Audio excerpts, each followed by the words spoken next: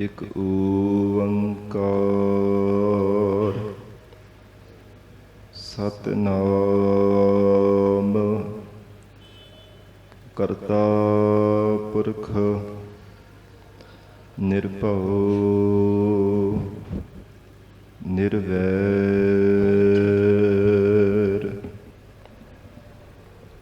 ਅਕਾਲ ਮੂਰਤ ਅਜੂਨੀ ਸੈਭੰ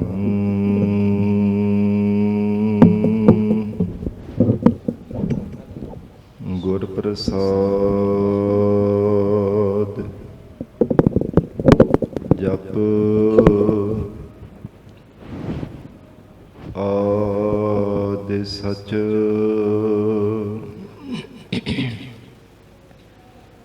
ਜੁਗਾਦਿ ਸਚ ਹੈ ਭੀ ਸਚ ਨਾਨਕ ਹੋਸੀ ਭੀ ਸਚ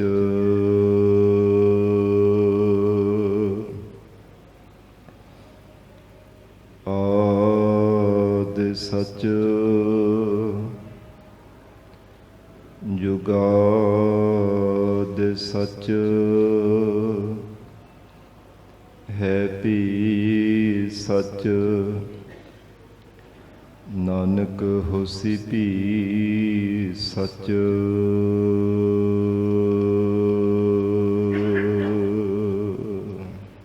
ਸਤਨਾਮ ਸ੍ਰੀ ਵਾਹਿਗੁਰੂ ਸਾਹਿਬ ਜੀਓ। ਇੱਕ ਓੰਕਾਰ ਸਤਿਗੁਰ ਪ੍ਰਸਾਦ। ਗੂਜਰੀ ਮਹੱਲਾ ਚੌਥਾ। ਘਰ ਤੀਜਾ। ਮਾਈ ਬਾਪ ਪੁੱਤਰ ਸਭ ਹਰਿ ਕੇ ਕੀਏ। ਸਭਨਾ ਕਉ ਸੰਬੰਧ ਹਰਿ ਕਰ ਦੀਏ।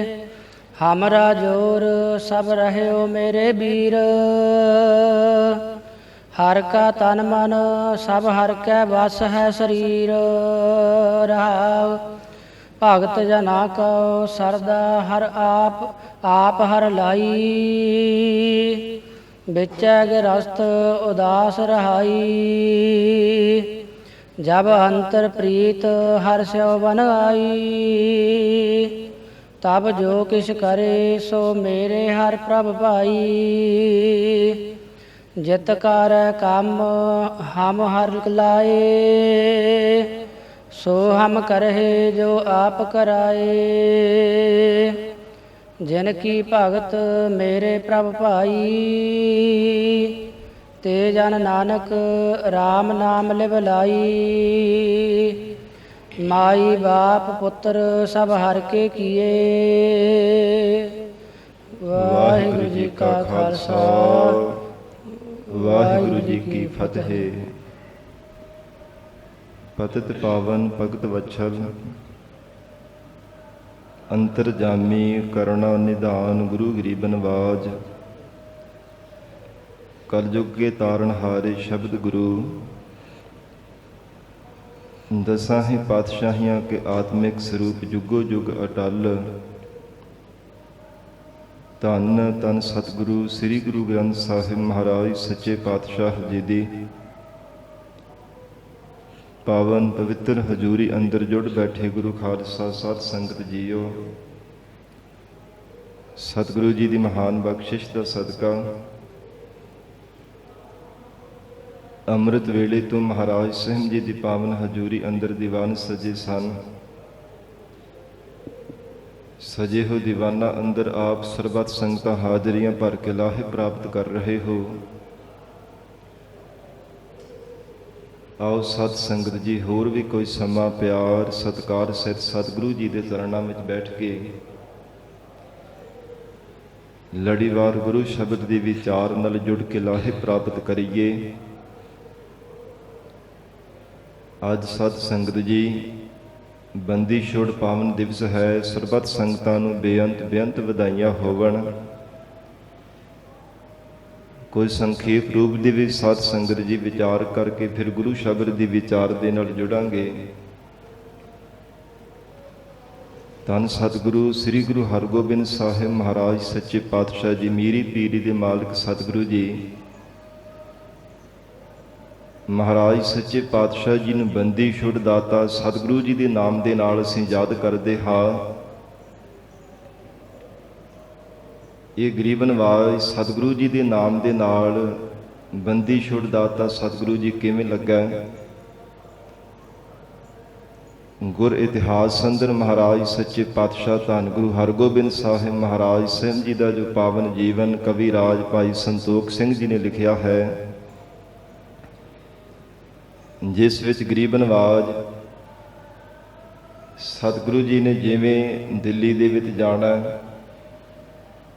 ਜਹਾਂਗੀਰ ਬਾਦਸ਼ਾਹ ਦੇ ਯਾਦ ਕਰਨੇ ਤੇ ਕਿ ਮਹਾਰਾਜ ਸੱਚੇ ਪਾਤਸ਼ਾਹ ਸਤਿਗੁਰੂ ਜੀ ਆਪ ਕਿਰਪਾ ਕਰਕੇ ਮੈਨੂੰ ਦਰਸ਼ਨ ਬਖਸ਼ੋ। ਧੰਨ ਗੁਰੂ ਹਰਗੋਬਿੰਦ ਸਾਹਿਬ ਮਹਾਰਾਜ ਸੱਚੇ ਪਾਤਸ਼ਾਹ ਦਾ ਦਿੱਲੀ ਵਿੱਚ ਜਾਣਾ, ਔਰ ਜਿਵੇਂ ਜਿਵੇਂ ਚੰਦੂ ਦੁਸ਼ਟ ਦੇ ਮਨ ਦੇ ਵਿੱਚ ਈਰਖਾ ਵੱਧਦੀ ਹੈ ਕਿ ਸਤਿਗੁਰੂ ਸ੍ਰੀ ਗੁਰੂ ਹਰਗੋਬਿੰਦ ਸਾਹਿਬ ਮਹਾਰਾਜ ਸੱਚੇ ਪਾਤਸ਼ਾਹ ਜੀ ਦਾ ਮਿਲਾਪ ਬਾਦਸ਼ਾਹ ਦੇ ਨਾਲ ਦਿਨ ਬਰ ਦਿਨ ਪਿਆਰ ਵੱਧਦਾ ਜਾਂਦਾ ਹੈ। ਉਹ ਸਾਧ ਸੰਗਤ ਜੀ ਮਨ ਵਿੱਚ ਈਰਖਾ ਧਾਰਨ ਕਰਦਾ ਤੇ ਆਪਣਾ ਮੌਤ ਦਾ ਡਰ ਵੀ ਧਾਰਨ ਕਰਦਾ ਸੀ ਕਿ ਕਿਤੇ ਮੈਨੂੰ ਮਰਵਾ ਨਾ ਦੇਣ, ਕਿਉਂਕਿ ਪਤਾ ਸੀ ਇਹਨਾਂ ਦੇ ਪਿਤਾ ਸਤਿਗੁਰੂ ਸ੍ਰੀ ਗੁਰੂ ਅਰਜਨ ਦੇਵ ਸਾਹਿਬ ਮਹਾਰਾਜ ਸਾਹਿਬ ਜੀ ਨੂੰ ਮੈਂ ਤਸੀਹੇ ਦੇ ਕਰਕੇ ਸ਼ਹੀਦ ਕਰਵਾਇਆ ਸੀ। ਇਸ ਪੱਖ ਤੋਂ ਮਨ ਦੇ ਵਿੱਚ ਬਹੁਤਾ ਡਰ ਧਾਰਨ ਕੀਤਾ ਹੈ। ਭਾਵੇਂ ਇਸ ਨੇ ਬਾਦਸ਼ਾਹ ਨੂੰ ਮਨ ਵਿੱਚ ਭਾਵੇਂ ਇਦਾਂ ਦੀਆਂ ਗੱਲਾਂ ਕਰ ਕਰਕੇ ਸਤਿਗੁਰੂ ਜੀ ਨੂੰ ਦਿੱਲੀ ਵਿੱਚ ਬੁਲਾਇਆ ਸੀ ਦਰਸ਼ਨਾਂ ਦੇ ਵਾਸਤੇ, ਪਰ ਮਨ ਦੇ ਅੰਦਰ ਇਹਦੇ ਛਲ ਸੀ, ਫਰੇਬ ਧਾਰਨ ਕੀਤਾ ਹੋਇਆ ਸੀ ਕਿਸੇ ਢੰਗ ਦੇ ਨਾਲ ਕੋਈ ਯਤਨ ਕਰਕੇ ਇੱਥੇ ਸਤਿਗੁਰੂ ਜੀ ਨੂੰ ਬੁਲਾ ਲਵਾਂ, ਫਿਰ ਇਹਨਾਂ ਦੇ ਪਿਤਾ ਦੀ ਤਰ੍ਹਾਂ ਇਹਨਾਂ ਨੂੰ ਵੀ ਇੱਥੇ ਸ਼ਹੀਦ ਕਰਵਾ ਦੇਵਾਂਗਾ, ਦੁਬਾਰਾ ਹੀ ਵਾਪਸ ਨਹੀਂ ਜਾਣ ਸਕਣਗੇ। ਪਰ ਇਹਦਾ ਸਾਧ ਸੰਗਤ ਜੀ ਨਤੀਜਾ ਕੁਝ ਹੋਰ ਹੀ ਨਿਕਲਿਆ। ਧੰਨ ਗੁਰੂ ਹਰਗੋਬਿੰਦ ਸਾਹਿਬ ਮਹਾਰਾਜ ਸੱਚੇ ਪਾਤਸ਼ਾਹ ਜੀ ਦੇ ਨਾਲ ਬਾਦਸ਼ਾਹ ਬੜੇ ਪਿਆਰ ਦੇ ਨਾਲ ਮਿਲਦਾ ਹੈ। ਹਰ ਰੋਜ਼ ਭੇਟਾਵਾਂ ਵੀ ਗਰੀਬ ਨਵਾਜ਼ ਸਤਿਗੁਰੂ ਜੀ ਦੇ ਚਰਨਾਂ ਵਿੱਚ ਅਰਪਣ ਕਰਦਾ ਹੈ ਤੇ ਸਭ ਕੁਝ ਦੇਖ ਕਰਕੇ ਚੰਦੂ ਤੋਂ ਡਰਿਆ ਨਾ ਗਿਆ। ਮਨ ਦੇ ਅੰਦਰ ਆਪਣਾ ਡਰ ਸੀ ਕਿ ਮੈਂ ਹੁਣ ਜ਼ਰੂਰ ਇਹਨਾਂ ਦੇ ਹੱਥੋਂ ਮਾਰਿਆ ਜਾਵਾਂਗਾ, ਬਚ ਨਹੀਂ ਸਕਾਂਗਾ। ਤੇ ਫਿਰ ਸਾਧ ਸੰਗਤ ਜੀ ਇਹੋ ਹਰ ਰੋਜ਼ ਚਿੰਤਾ ਦੀ ਨਦੀ ਵਿੱਚ ਡੁੱਬਾ ਹੋਇਆ ਚੰਦੂ ਇੱਕ ਦਿਨ ਨਜੂਮੀਏ ਦੇ ਪਾਸ ਚੱਲ ਕਰਕੇ ਗਿਆ, ਜਿਹੜਾ ਹਰ ਰੋਜ਼ ਜਹਾਂਗੀਰ ਬਾਦਸ਼ਾਹ ਦੀ ਸਭਾ ਵਿੱਚ ਆਉਂਦਾ ਤੇ ਜੋਤਿਸ਼ ਵਿਦਿਆ ਦੁਆਰਾ ਆਉਣ ਵਾਲੀ ਸਮੇਂ ਦੀ ਬਾਬਤ ਗੱਲ ਕਰਕੇ ਦੱਸਦਾ ਸੀ ਕਿ ਬਾਦਸ਼ਾਹ ਤੁਹਾਡੇ ਪਰ ਆਉਣ ਵਾਲਾ ਸਮਾਂ ਕਿੱਦਾਂ ਦਾ ਹੈ, ਸੁੱਖਾਂ ਭਰਿਆ ਹੈ ਚਾਹੇ ਕੋਈ ਔਕੜ ਦਾ ਸਮਾਂ ਆਉਣ ਵਾਲਾ ਹੈ। ਉਹ ਜੋਤਿਸ਼ ਵਿਦਿਆ ਦੇ ਮੰਤਰਾਂ ਦੁਆਰਾ ਉਸ ਦੇ ਬਲ ਦੁਆਰਾ ਸਾਧ ਸੰਗਤ ਜੀ ਦੱਸਿਆ ਕਰਦਾ ਹੈ। ਤੇ ਉਸ ਨਜੂਮੀਏ ਦੇ ਅੱਧੀ ਰਾਤ ਉਹਦੇ ਘਰ ਵਿੱਚ ਚਲਾ ਗਿਆ ਚੰਦੂ ਦੁਸ਼ਟਾ, ਤੇ ਜਾ ਕੇ ਉਸ ਦੇ ਬੜੇ ਪਿਆਰ ਦੇ ਨਾਲ ਨਮਸਕਾਰ ਕੀਤੀ। ਕਹਿਣ ਲੱਗਾ ਜੀ ਮੇਰੀ ਜ਼ਿੰਦਗੀ ਹੁਣ ਤੁਹਾਡੇ ਹੱਥਾਂ ਵਿੱਚ ਹੈ, ਮੈਨੂੰ ਬਚਾ ਲਓ ਭਾਵੇਂ ਮਾਰ ਲਓ, ਤੁਸੀਂ ਬਚਾ ਸਕਦੇ ਹੋ ਮੇਰੀ ਜ਼ਿੰਦਗੀ। ਤੇ ਅੱਗੋਂ ਮੁਸਕਰਾ ਕੇ ਨਜੂਮੀਆ ਕਹਿਣ ਲੱਗਾ ਕਿ ਬਾਦਸ਼ਾਹਾਂ ਦੇ ਸਲਾਹਕਾਰਾਂ ਨੂੰ, ਜਿਹੜੇ ਬਾਦਸ਼ਾਹ ਦੇ ਖਾਸ ਬੰਦੇ ਆ, ਉਹਨਾਂ ਨੂੰ ਸਾਡੀ ਲੋੜ ਕਾਹਦੀ ਪੈ ਗਈ ਹੈ। ਫਿਰ ਸਾਰੀ ਗੱਲ ਖੋਲ ਕੇ ਦੱਸ ਦਿੱਤੀ। ਕਹਿਣ ਲੱਗੇ ਗੁਰੂ ਹਰਗੋਬਿੰਦ ਸਾਹਿਬ ਹਨ, ਇਹਨਾਂ ਦੇ ਪਿਤਾ ਗੁਰੂ ਅਰਜਨ ਦੇਵ ਸਾਹਿਬ ਮਹਾਰਾਜ ਜੀ ਨੂੰ ਮੈਂ ਸ਼ਹੀਦ ਕਰਵਾਇਆ ਸੀ। ਮੈਂ ਤਾਂ ਇੱਥੇ ਬੜੇ ਤਰੀਕੇ ਦੇ ਨਾਲ ਕੋਈ ਛਲ ਕਰਕੇ ਗੁਰੂ ਹਰਗੋਬਿੰਦ ਸਾਹਿਬ ਨੂੰ ਬੁਲਾਇਆ ਸੀ, ਪਰ ਬਾਦਸ਼ਾਹ ਜਹਾਂਗੀਰ ਦੇ ਨਾਲ ਇਹਨਾਂ ਦਾ ਹੋਰ ਵੀ ਪਿਆਰ ਵੱਧਦਾ ਜਾ ਰਿਹਾ ਹੈ। ਇਸ ਕਰਕੇ ਮੇਰਾ ਮਨ ਹਰ ਸਮੇਂ ਡਰਦਾ ਰਹਿੰਦਾ, ਚਿੰਤਾ ਕਰਕੇ ਦੁਖੀ ਹੋ ਰਿਹਾ ਹਾਂ, ਕਿਤੇ ਬਾਦਸ਼ਾਹ ਨੂੰ ਪਤਾ ਚੱਲ ਗਿਆ ਜਾਂ ਫਿਰ ਇਹਨਾਂ ਨੇ ਗੁਰੂ ਹਰਗੋਬਿੰਦ ਸਾਹਿਬ ਦੇ ਨਾਲ ਮਿਲ ਕਰਕੇ ਮੈਨੂੰ ਮਰਵਾ ਦਿੱਤਾ ਤੇ ਮੇਰੇ ਬਚਣ ਦਾ ਕੋਈ ਵੀ ਸੰਸਾਰ ਦੇ ਅੰਦਰ ਕੋਈ ਯਤਨ ਨਹੀਂ ਹੋ ਸਕੇਗਾ। ਇਸ ਲਈ ਤੁਸੀਂ ਮੈਨੂੰ ਬਚਾ ਸਕਦੇ ਹੋ, ਕਿਉਂਕਿ ਤੁਹਾਡਾ ਕਹਿਆ ਹੋਇਆ ਬਾਦਸ਼ਾਹ ਜਹਾਂਗੀਰ ਕਦਾਚਿਤ ਵੀ ਮੋੜਦਾ ਨਹੀਂ ਹੈ। ਜਦੋਂ ਇਉਂ ਕਿਹਾ ਤੇ ਸਾਧ ਸੰਗਤ ਜੀ ਨਾਲ ਲਾਲਚ ਦੇ ਕੁਝ ਪੈਸੇ ਵੀ ਦੇ ਦਿੱਤੇ ਤੇ ਕਹਿਣ ਲੱਗਾ ਕਿ ਜੇ ਤੁਸੀਂ ਇਹ ਮੇਰਾ ਕਾਰਜ ਕਰ ਦੇਵੋਗੇ ਨਾ ਤੇ ਇਸ ਕਾਰਜ ਕਰਨ ਵਾਸਤੇ ਵੀ ਤੁਹਾਨੂੰ ਮੈਂ ਸਲਾਹ ਦੇ ਦਿੰਦਾ। ਜਦੋਂ ਸਵੇਰ ਦੇ ਸਮੇਂ ਦੀਵਾਨ ਲੱਗੇਗਾ ਨਾ, ਸਭਾ ਲੱਗੇਗੀ ਬਾਦਸ਼ਾਹ ਦੀ, ਭਰੀ ਹੋਈ ਸਭਾ ਦੇ ਵਿੱਚ ਆ ਕਰਕੇ ਤੁਸੀਂ ਬਾਦਸ਼ਾਹ ਜਹਾਂਗੀਰ ਨੂੰ ਕਹਿਣਾ ਕਿ ਤੁਹਾਡੇ ਤੇ ਸਾਧ ਸਤੀ ਆ ਗਈ ਹੈ। ਸਾਧ ਸਤੀ ਤੋਂ ਭਾਵ ਸਾਧ ਸੰਗਤ ਜੀ, ਜਿਵੇਂ ਆਮ ਪੰਜਾਬੀ ਵਿੱਚ ਕਹਿ ਦਿੰਦੇ ਸਾਧ ਸਤੀ ਭਾਵ 7.5 ਘੜੀਆਂ ਦਾ ਸਮਾਂ, ਜਾਂ ਤਾਂ ਇਹਨੂੰ ਸਾਧ ਸੰਗਤ ਜੀ 7.5 ਵਰੇ ਜਾਂ 7.5 ਮਹੀਨੇ ਜਾਂ 7.5 ਦਿਨ, ਇਹਨੂੰ ਸਾਧ ਸਤੀ ਦਾ ਸਮਾਂ ਮੰਨਿਆ ਜਾਂਦਾ, ਜਿਹਦਾ ਫਲ ਬਹੁਤ ਮਾੜਾ ਮੰਨਿਆ ਜਾਂਦਾ ਹੈ। ਪਰ ਗੁਰਮਤਿ ਦੇ ਵਿੱਚ ਸਮਿਆਂ ਸ਼ਗਨਾਂ ਅਪਸ਼ਗਨਾਂ ਦੀ ਬਾਬਤ ਕਦਾਚਿਤ ਵੀ ਕੋਈ ਵਿਚਾਰ ਨਹੀਂ ਕੀਤੀ ਜਾਂਦੀ। ਇਹ ਕੇਵਲ ਸਾਧ ਸੰਗਤ ਜੀ ਹੋਰ ਮਤਾਂ ਮਤਾਂਤਰਾਂ ਅਨੁਸਾਰ ਜ਼ਰੂਰ ਵਿਚਾਰਾਂ ਹੁੰਦੀਆਂ, ਇਹਨਾਂ ਦਾ ਅਸਰ ਹੁੰਦਾ ਜ਼ਰੂਰ ਹੈ, ਪਰ ਜਿਹੜੇ ਲੋਕ ਮਨ ਮਤਾਂ ਕਰਦੇ ਨੇ, ਕਿਉਂਕਿ ਸਤਿਗੁਰੂ ਜੀ ਦੀ ਮੁੱਖ ਵਾਕ ਹਨ, ਸ਼ਗਨ ਅਪਸ਼ਗਨ ਤਿਸ ਕੋ ਲੱਗਹਿ ਜਿਸ ਚੀਤ ਨ ਆਵੈ। ਜਿਸ ਨੂੰ ਪ੍ਰਮਾਤਮਾ ਚੇਤੇ ਨਹੀਂ ਆਉਂਦਾ, ਸ਼ਗਨ ਅਪਸ਼ਗਨ ਸਾਧ ਸਤੀਆਂ ਚੰਗੇ ਮਾੜੇ ਦਿਨ, ਇਹ ਉਹਨਾਂ ਤੇ ਸਾਧ ਸੰਗਤ ਜੀ ਅਸਰ ਪੈਂਦਾ। ਪਰ ਜੋ ਗੁਰਸਿੱਖ ਮਹਾਰਾਜ ਸਾਹਿਬ ਜੀ ਦੀ ਚਰਨਾਂ ਦਾ ਆਸਰਾ ਲੈਂਦੇ ਹੈ, ਪਰਮੇਸ਼ਰ ਦਾ ਸਿਮਰਨ ਕਰਦੇ ਹਨ, ਗੁਰੂ ਕੀ ਬਾਣੀ ਦਾ ਜਾਪ ਕਰਦੇ ਹੈ, ਉਹਨਾਂ ਤੇ ਸਾਧ ਸੰਗਤ ਜੀ ਇਹਨਾਂ ਦਾ ਕੋਈ ਵੀ ਪ੍ਰਭਾਵ ਨਹੀਂ ਪੈਂਦਾ। ਚੰਗੇ ਮਾੜੇ ਦਿਨਾਂ ਦਾ, ਗ੍ਰਹਿਆਂ ਦਾ, ਨਛੱਤਰਾਂ ਦਾ, ਸ਼ਗਨਾਂ ਅਪਸ਼ਗਨਾਂ ਦਾ ਕੋਈ ਵੀ ਗੁਰਸਿੱਖ ਵਿਚਾਰ ਨਹੀਂ ਕਰਦੇ। ਉਹ ਮਹਾਰਾਜ ਸੱਚੇ ਪਾਤਸ਼ਾਹੀ ਦੇ ਚਰਨਾਂ ਦਾ ਆਸਰਾ ਲੈ ਕੇ ਰੱਖਦੇ ਹੈ। ਪਰ ਸਾਧ ਸੰਗਤ ਜੀ, ਜਦੋਂ ਚੰਦੂ ਨੇ ਸਾਰੀ ਗੱਲ ਸਮਝਾ ਦਿੱਤੀ ਨਾ ਨਜ਼ੂਮੀਏ ਨੂੰ, ਕਹਿਣ ਲੱਗਾ ਕਿ ਜਦੋਂ ਸਵੇਰ ਦੇ ਸਮੇਂ ਸਭਾ ਲੱਗੇਗੀ ਤੇ ਬਾਦਸ਼ਾਹ ਨੂੰ ਕਹਿਣਾ ਕਿ ਤੁਹਾਡੇ ਤੇ ਸਾਧ ਸਤੀ ਆ ਗਈ ਹੈ, ਤੇ ਜਿਸ ਕਰਕੇ ਉਹਦੇ ਮਨ ਦੇ ਵਿੱਚ ਮੌਤ ਦਾ ਡਰ ਪੈਦਾ ਹੋ ਜਾਵੇ, ਤੇ ਫਿਰ ਜਦੋਂ ਉਪਾਅ ਪੁੱਛੇਗਾ, ਯਤਨ ਵੀ ਤੁਹਾਨੂੰ ਦੱਸਣਾ ਪੈਣਾ ਕਿ ਇਹਦਾ ਉਪਾਅ ਇੱਕ ਹੈ ਕਿ ਸੋਢ ਵੰਸ਼ ਹੋਵੇ, ਖੱਤਰੀ ਜਾਤ ਹੋਵੇ, ਹਰਗੋਬਿੰਦ ਉਹਨਾਂ ਦਾ ਨਾਮ ਹੋਵੇ, ਤੁਹਾਡੇ ਨਾਮ ਦੀ ਗਵਾਲੀਅਰ ਦੇ ਕਿਲੇ ਵਿੱਚ 40 ਦਿਨ ਮਾਲਾ ਫੇਰਨ, ਤੁਹਾਡੇ ਨਾਮ ਦਾ ਸਿਮਰਨ ਕਰਨ, ਤਵਾਏ ਤੁਹਾਡੀ ਸਾਧ ਸਤੀ ਟਲ ਸਕਦੀ ਹੈ।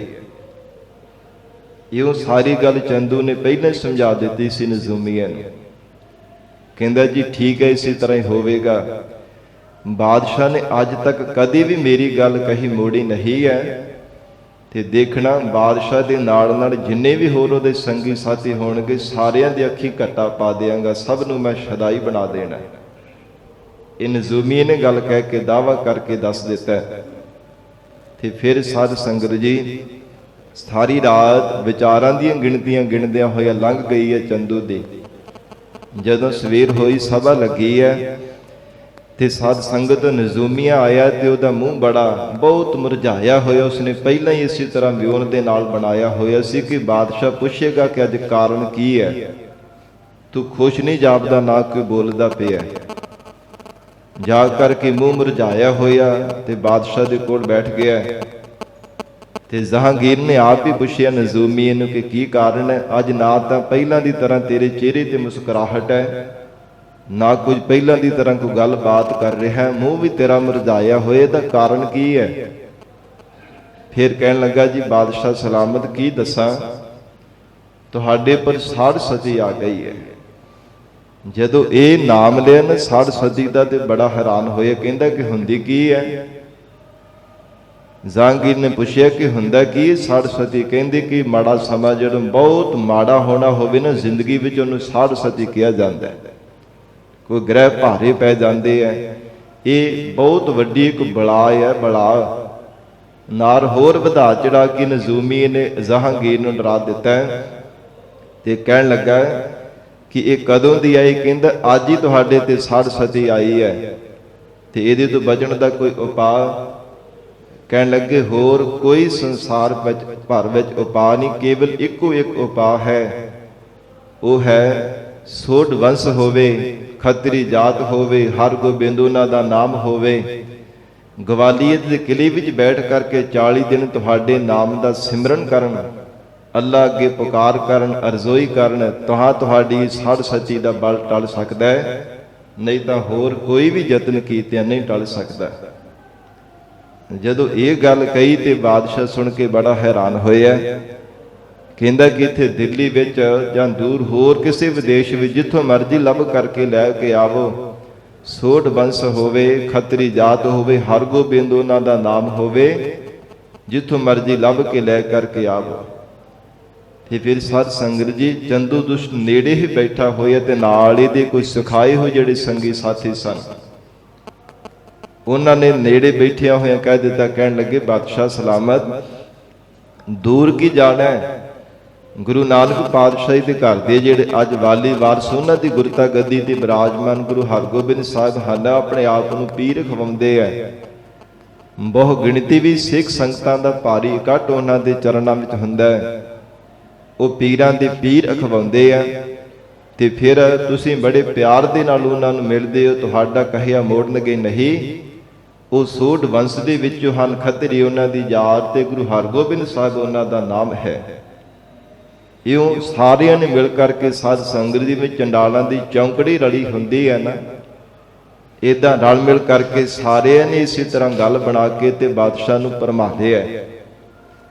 ਜਦੋਂ ਜਹਾਂਗੀਰ ਨੂੰ ਇਸ ਤਰ੍ਹਾਂ ਭਰਮਾਦੇ ਹੈ ਤੇ ਫਿਰ ਕਹਿਣ ਲੱਗੇ ਕਿ ਬਾਦਸ਼ਾਹ, ਤੁਹਾਡਾ ਕਹਿਆ ਹੋਇਆ ਸਤਿਗੁਰੂ ਜੀ ਨੇ ਮੋੜਨਾ ਨਹੀਂ ਹੈ, ਇਸ ਲਈ ਤੁਸੀਂ ਆਪ ਹੀ ਜਾ ਕਰਕੇ ਕਹੋ ਕਿ ਮਹਾਰਾਜ ਤੁਸੀਂ ਮੇਰੇ ਵਾਸਤੇ, ਕਿ ਜਿਸ ਕਰਕੇ ਮੈਂ ਮੌਤ ਦੇ ਮੂੰਹ ਵਿੱਚ ਪੈਣੇ ਤੋਂ ਬਚ ਸਕਾਂ, ਸਾਧ ਸਤੀ ਦਾ ਬਲ ਟਲ ਜਾਵੇ, ਕਿ 40 ਦਿਨ ਮਹਾਰਾਜ ਤੁਸੀਂ ਮੇਰੇ ਕਰਕੇ ਸਿਮਰਨ ਕਰ ਦੇਵੋ ਗਵਾਲੀਅਰ ਦੇ ਕਿਲੇ ਵਿੱਚ ਜਾ ਕੇ।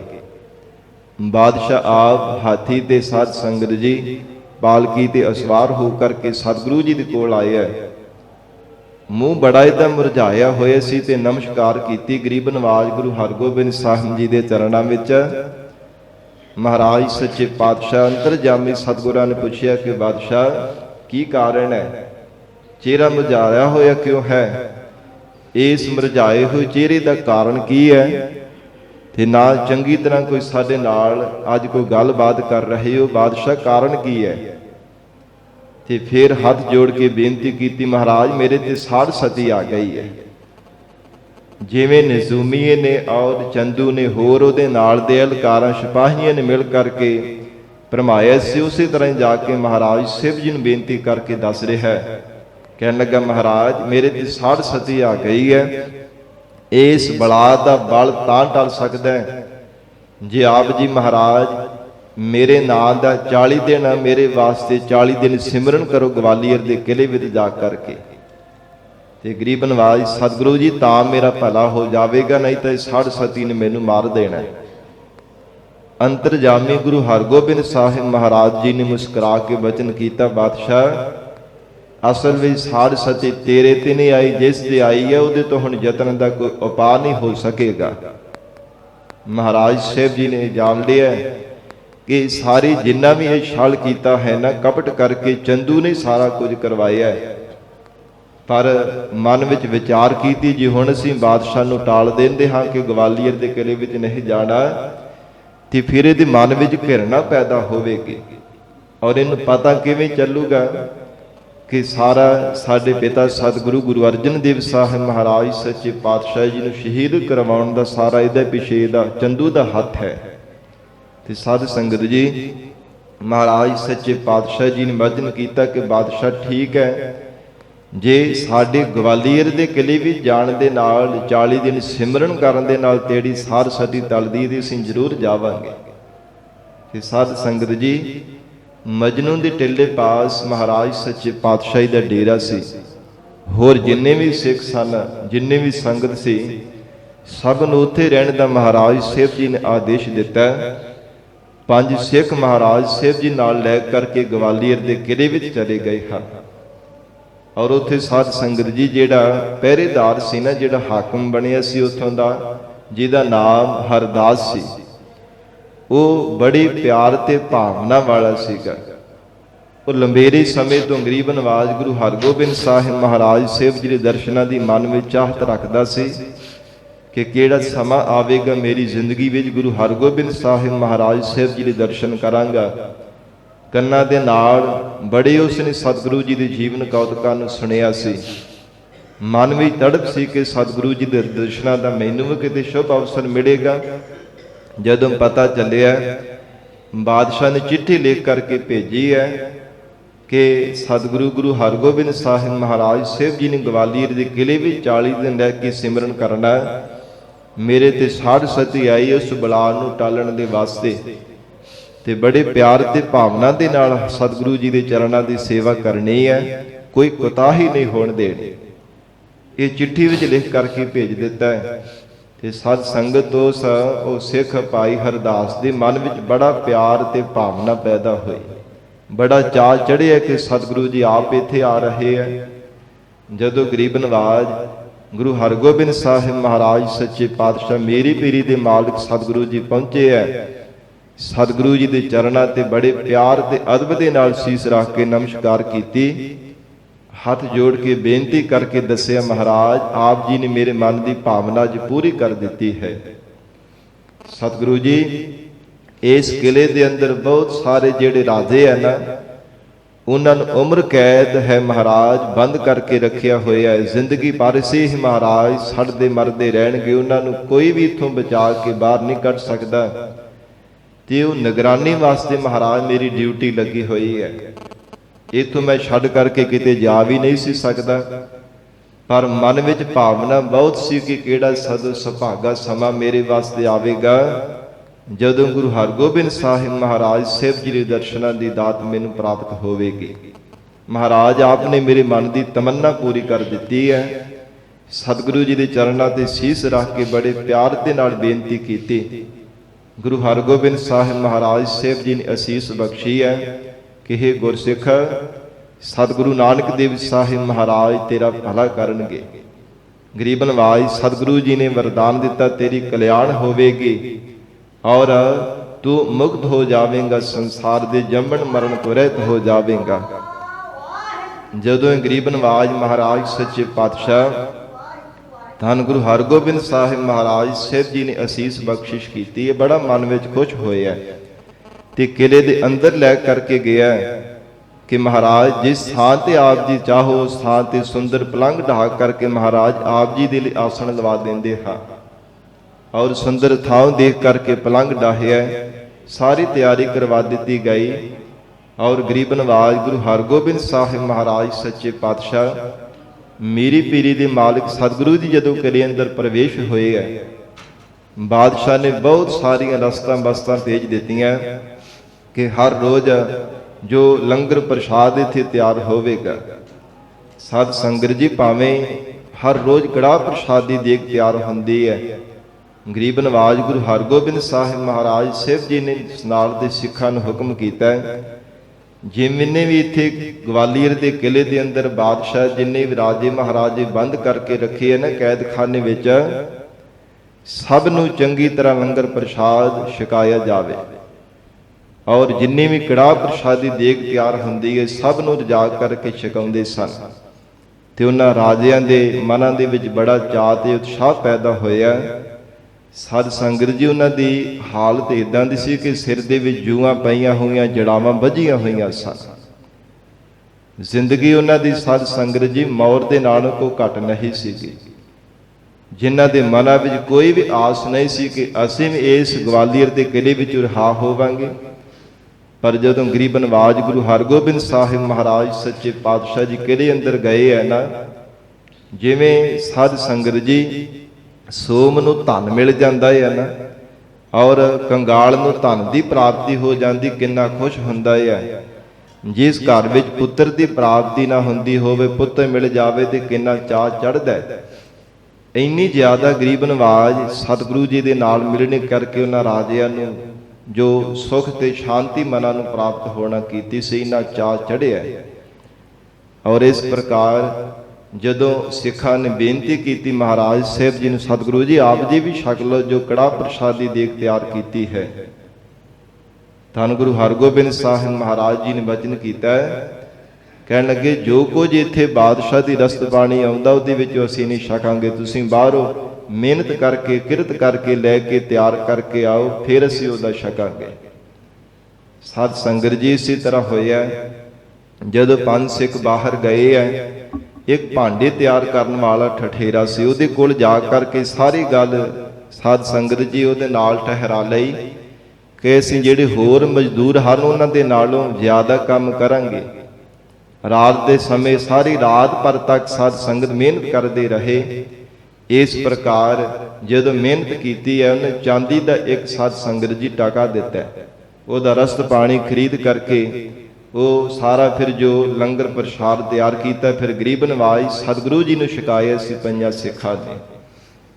ਇਧਰ ਅੰਮ੍ਰਿਤਸਰ ਸਾਹਿਬ ਮਾਤਾ ਗੰਗਾ ਜੀ, ਬਾਬਾ ਬੁੱਢਾ ਜੀ ਆਦਿਕ ਹੋਰ ਜਿਹੜੇ ਸਾਧ ਸੰਗਤ ਜੀ ਮੁਖੀ ਸਿੱਖ ਸਨ, ਉਹਨਾਂ ਨੇ ਮਨ ਵਿੱਚ ਬੜੀ ਚਿੰਤਾ ਕੀਤੀ। ਮਾਤਾ ਜੀ ਬਹੁਤ ਵੈਰਾਗ ਕਰਦੇ ਸਨ ਕਿ ਸਾਡੇ ਸਾਹਿਬਜ਼ਾਦਾ ਸਤਿਗੁਰੂ ਜੀ ਅਜੇ ਤੱਕ ਵਾਪਸ ਕਿਉਂ ਨਹੀਂ ਆਏ, ਕਿਉਂਕਿ ਪਹਿਲਾਂ ਗੁਰੂ ਅਰਜਨ ਦੇਵ ਸਾਹਿਬ ਮਹਾਰਾਜ ਸੱਚੇ ਪਾਤਸ਼ਾਹ ਦਿੱਲੀ ਵਿੱਚ ਆਏ ਸਨ। ਸਤਿਗੁਰੂ ਜੀ ਸ਼ਹਾਦਤ ਦਾ ਜਾਮ ਪੀ ਗਏ ਸੀ। ਮਾਤਾ ਜੀ ਮਨ ਵਿੱਚ ਵੈਰਾਗ ਕਰਦੇ ਸਨ ਕਿ ਪਹਿਲਾਂ ਦੀ ਤਰ੍ਹਾਂ ਗਰੀਬ ਨਵਾਜ਼ ਸਤਿਗੁਰੂ ਜੀ ਦੇ ਨਾਲ ਵੀ ਕਿਤੇ ਇਦਾਂ ਦਾ ਕੋਈ ਭਾਣਾ ਨਾ ਵਰਤ ਜਾਵੇ। ਜਦੋਂ ਬਾਬਾ ਬੁੱਢਾ ਸਾਹਿਬ ਜੀ ਨੂੰ ਕਿਹਾ ਮਾਤਾ ਗੰਗਾ ਜੀ ਨੇ, ਤੇ ਸਾਧ ਸੰਗਤ ਜੀ ਬਾਬਾ ਬੁੱਢਾ ਸਾਹਿਬ ਜੀ ਨੇ ਬੜੇ ਧੀਰਜਤਾ ਦੇ ਵਚਨ ਕੀਤੇ ਆ ਕਿ ਮਾਤਾ ਜੀ ਆਪ ਜੀ ਫਿਕਰ ਨਾ ਕਰੋ, ਗਰੀਬ ਨਵਾਜ਼ ਗੁਰੂ ਨਾਨਕ ਦੇਵ ਸਾਹਿਬ ਮਹਾਰਾਜ ਸੱਚੇ ਪਾਤਸ਼ਾਹ ਜੀ ਦੀ ਗੁਰਤਾ ਗੱਦੀ ਦੇ ਮਾਲਕ ਗੁਰੂ ਹਰਗੋਬਿੰਦ ਸਾਹਿਬ ਮਹਾਰਾਜ ਸੱਚੇ ਪਾਤਸ਼ਾਹ ਜੀ ਹਨ। ਸਤਿਗੁਰੂ ਗੁਰੂ ਹਰਗੋਬਿੰਦ ਸਾਹਿਬ ਮਹਾਰਾਜ ਸੱਚੇ ਪਾਤਸ਼ਾਹੀ ਦਾ ਕੁਝ ਵੀ ਨਹੀਂ ਕੋਈ ਵਿਗਾੜ ਸਕੇਗਾ। ਪਰ ਫਿਰ ਵੀ ਸਾਧ ਸੰਗਤ ਜੀ ਮਾਤਾ ਜੀ ਦੀ ਪ੍ਰੇਰੇ ਹੋਏ ਬਾਬਾ ਬੁੱਢਾ ਸਾਹਿਬ ਜੀ ਗਵਾਲੀਅਰ ਵਿਖੇ ਆਏ ਸਨ। ਫਿਰ ਸੰਗਤ ਨੂੰ ਨਾਲ ਲੈ ਕਰਕੇ ਬਹੁ ਗਿਣਤੀ ਵੀ ਸੰਗਤ ਦਾ ਕਾਫਲਾ ਲੈ ਕੇ, ਜਿਵੇਂ ਸਾਧ ਸੰਗਤ ਜੀ ਪ੍ਰਭਾਤ ਫੇਰੀ ਕੱਢੀ ਦੀ ਹੈ ਨਾ, ਇਦਾਂ ਜੋ ਸੰਗਤ ਰੂਪ ਦੇ ਵਿੱਚ ਮਿਲ ਕਰਕੇ ਸਾਧ ਸੰਗਤ ਜੀ ਚੌਂਕੀ ਰੂਪ ਦੇ ਵਿੱਚ ਸੰਗਤ ਨੂੰ ਨਾਲ ਲੈ ਕੇ ਗਵਾਲੀਅਰ ਪਹੁੰਚੇ ਸਨ। ਅੰਦਰ ਭਾਵੇਂ ਨਹੀਂ ਸਨ ਪ੍ਰਵੇਸ਼ ਹੋਣ ਦਿੱਤਾ ਸੰਗਤ ਨੂੰ, ਪਰ ਇੰਨਾ ਪਿਆਰ ਤੇ ਉਤਸ਼ਾਹ ਸੀ ਮਨਾਂ ਦੇ ਅੰਦਰ। ਗਵਾਲੀਅਰ ਦੇ ਕਿਲੇ ਦੀਆਂ ਜਿਹੜੀਆਂ ਚੌਥਰਫੇ ਸਾਧ ਸੰਗਤ ਜੀ ਦੀਵਾਰਾਂ ਸਨ, ਬਾਹਰੋਂ ਹੀ ਮਹਾਰਾਜ ਸਾਹਿਬ ਜੀ ਦੇ ਚਰਨਾਂ ਤੇ ਭਾਵਨਾ ਬਣਾ ਕਰਕੇ ਕਿ ਅਸੀਂ ਸਤਿਗੁਰੂ ਜੀ ਦੇ ਚਰਨਾਂ ਤੇ ਨਮਸਕਾਰਾਂ ਕਰ ਰਹੇ ਹਾਂ, ਔਰ ਦੀਵਾਰਾਂ ਦੇ ਸਾਧ ਸੰਗਤ ਜੀ ਨਾਲ ਆਪਣਾ ਮਸਤਕ ਲਾ ਕਰਕੇ ਬੜੇ ਪਿਆਰ ਤੇ ਭਾਵਨਾ ਦੇ ਨਾਲ ਨਮਸਕਾਰਾਂ ਕਰਕੇ ਵਾਪਸ ਜਾ ਰਹੇ ਸੀ।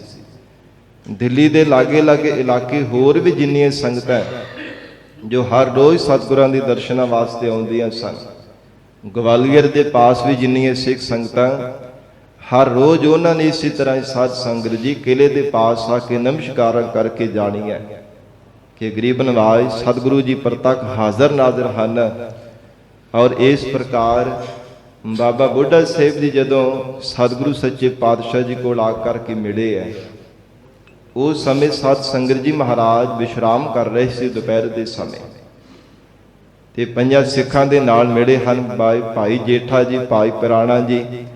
ਜਦੋਂ ਇਹਨਾਂ ਦੇ ਕੋਲ ਆ ਕਰਕੇ ਮਿਲੇ ਹੈ ਤੇ ਸਾਧ ਸੰਗਤ ਜੀ ਵਿਚਾਰ ਕਰ ਰਹੇ ਸਨ ਕਿ 40 ਦਿਨ ਤੋਂ ਉੱਪਰ ਸਮਾਂ ਹੋ ਗਿਆ ਜੇ ਤੱਕ ਬਾਦਸ਼ਾਹ ਨੇ ਮਹਾਰਾਜ ਸੱਚੇ ਪਾਤਸ਼ਾਹ ਜੀ ਨੂੰ ਬੁਲਾਇਆ ਨਹੀਂ ਆਪਣੇ ਪਾਸ, ਕਿਉਂਕਿ ਚੰਦੂ ਨੇ ਸਾਧ ਸੰਗਤ ਜੀ ਉਧਰ ਇਸ ਢੰਗ ਦੇ ਨਾਲ ਛਲ ਕਰਕੇ ਆਪਣੇ ਵਸ ਵਿੱਚ ਬਾਦਸ਼ਾਹ ਨੂੰ ਕੀਤਾ ਹੋਇਆ ਸੀ ਕਿ ਕਦੇ ਸਤਿਗੁਰੂ ਜੀ ਦੇ ਬਾਬਤ ਕੋਈ ਗੱਲ ਚੱਲਦੀ ਤੇ ਉਹਨੂੰ ਟਾਲ ਕਰਕੇ ਹੋਏ ਕੋਈ ਨਾ ਕੋਈ ਗੱਲ ਸ਼ੁਰੂ ਕਰ ਦਿੰਦੇ ਸਨ ਸਭਾ ਦੇ ਵਿੱਚ, ਤੇ ਜਿਸ ਕਰਕੇ ਬਾਦਸ਼ਾਹ ਨੂੰ ਚੇਤਾ ਹੀ ਨਾ ਆਵੇ। ਜੇ ਯਾਦ ਆ ਗਿਆ ਤੇ ਮਹਾਰਾਜ ਸਾਹਿਬ ਜੀ ਨੂੰ ਬੇਨਤੀ ਕਰਕੇ ਬਾਹਰ ਬੁਲਾ ਲੈਣਗੇ ਤੇ ਫਿਰ ਮੇਰੀ ਮੌਤ ਜਿਹੜੀ ਹੈ ਕੋਈ ਉਹਨੂੰ ਰੋਕ ਨਹੀਂ ਸਕੇਗਾ। ਮਨ ਵਿੱਚ ਡਰ ਸੀਗਾ, ਔਰ ਇੱਥੋਂ ਤੱਕ ਯਤਨ ਕੀਤਾ ਕਿ ਸਾਧ ਸੰਗਤ ਜਿਹੜਾ ਇੱਥੋਂ ਦਾ ਹਾਕਮ ਸੀ ਨਾ ਗਵਾਲੀਅਰ ਦਾ, ਭਾਈ ਹਰਦਾਸ, ਜੋ ਸਤਿਗੁਰੂ ਜੀ ਦੇ ਚਰਨਾਂ ਦਾ ਭੌਰਾ ਬਣ ਚੁੱਕਾ ਸੀ, ਅਥਾਹ ਪਿਆਰ ਸੀ ਮਨ ਦੇ ਅੰਦਰ, ਉਹਨੂੰ ਇੱਕ ਚਿੱਠੀ ਲਿਖ ਕਰਕੇ ਆਪਣੇ ਸਿਪਾਹੀ ਦੇ ਕੋਲ ਭੇਜੀ ਹੈ ਚੰਦੂ ਨੇ ਕਿ ਪਹਿਲਾਂ ਸਾਧ ਸੰਗਤ ਸਾਰੀ ਤਿਆਰੀ ਕਰਵਾ ਦਿੱਤੀ ਗਈ।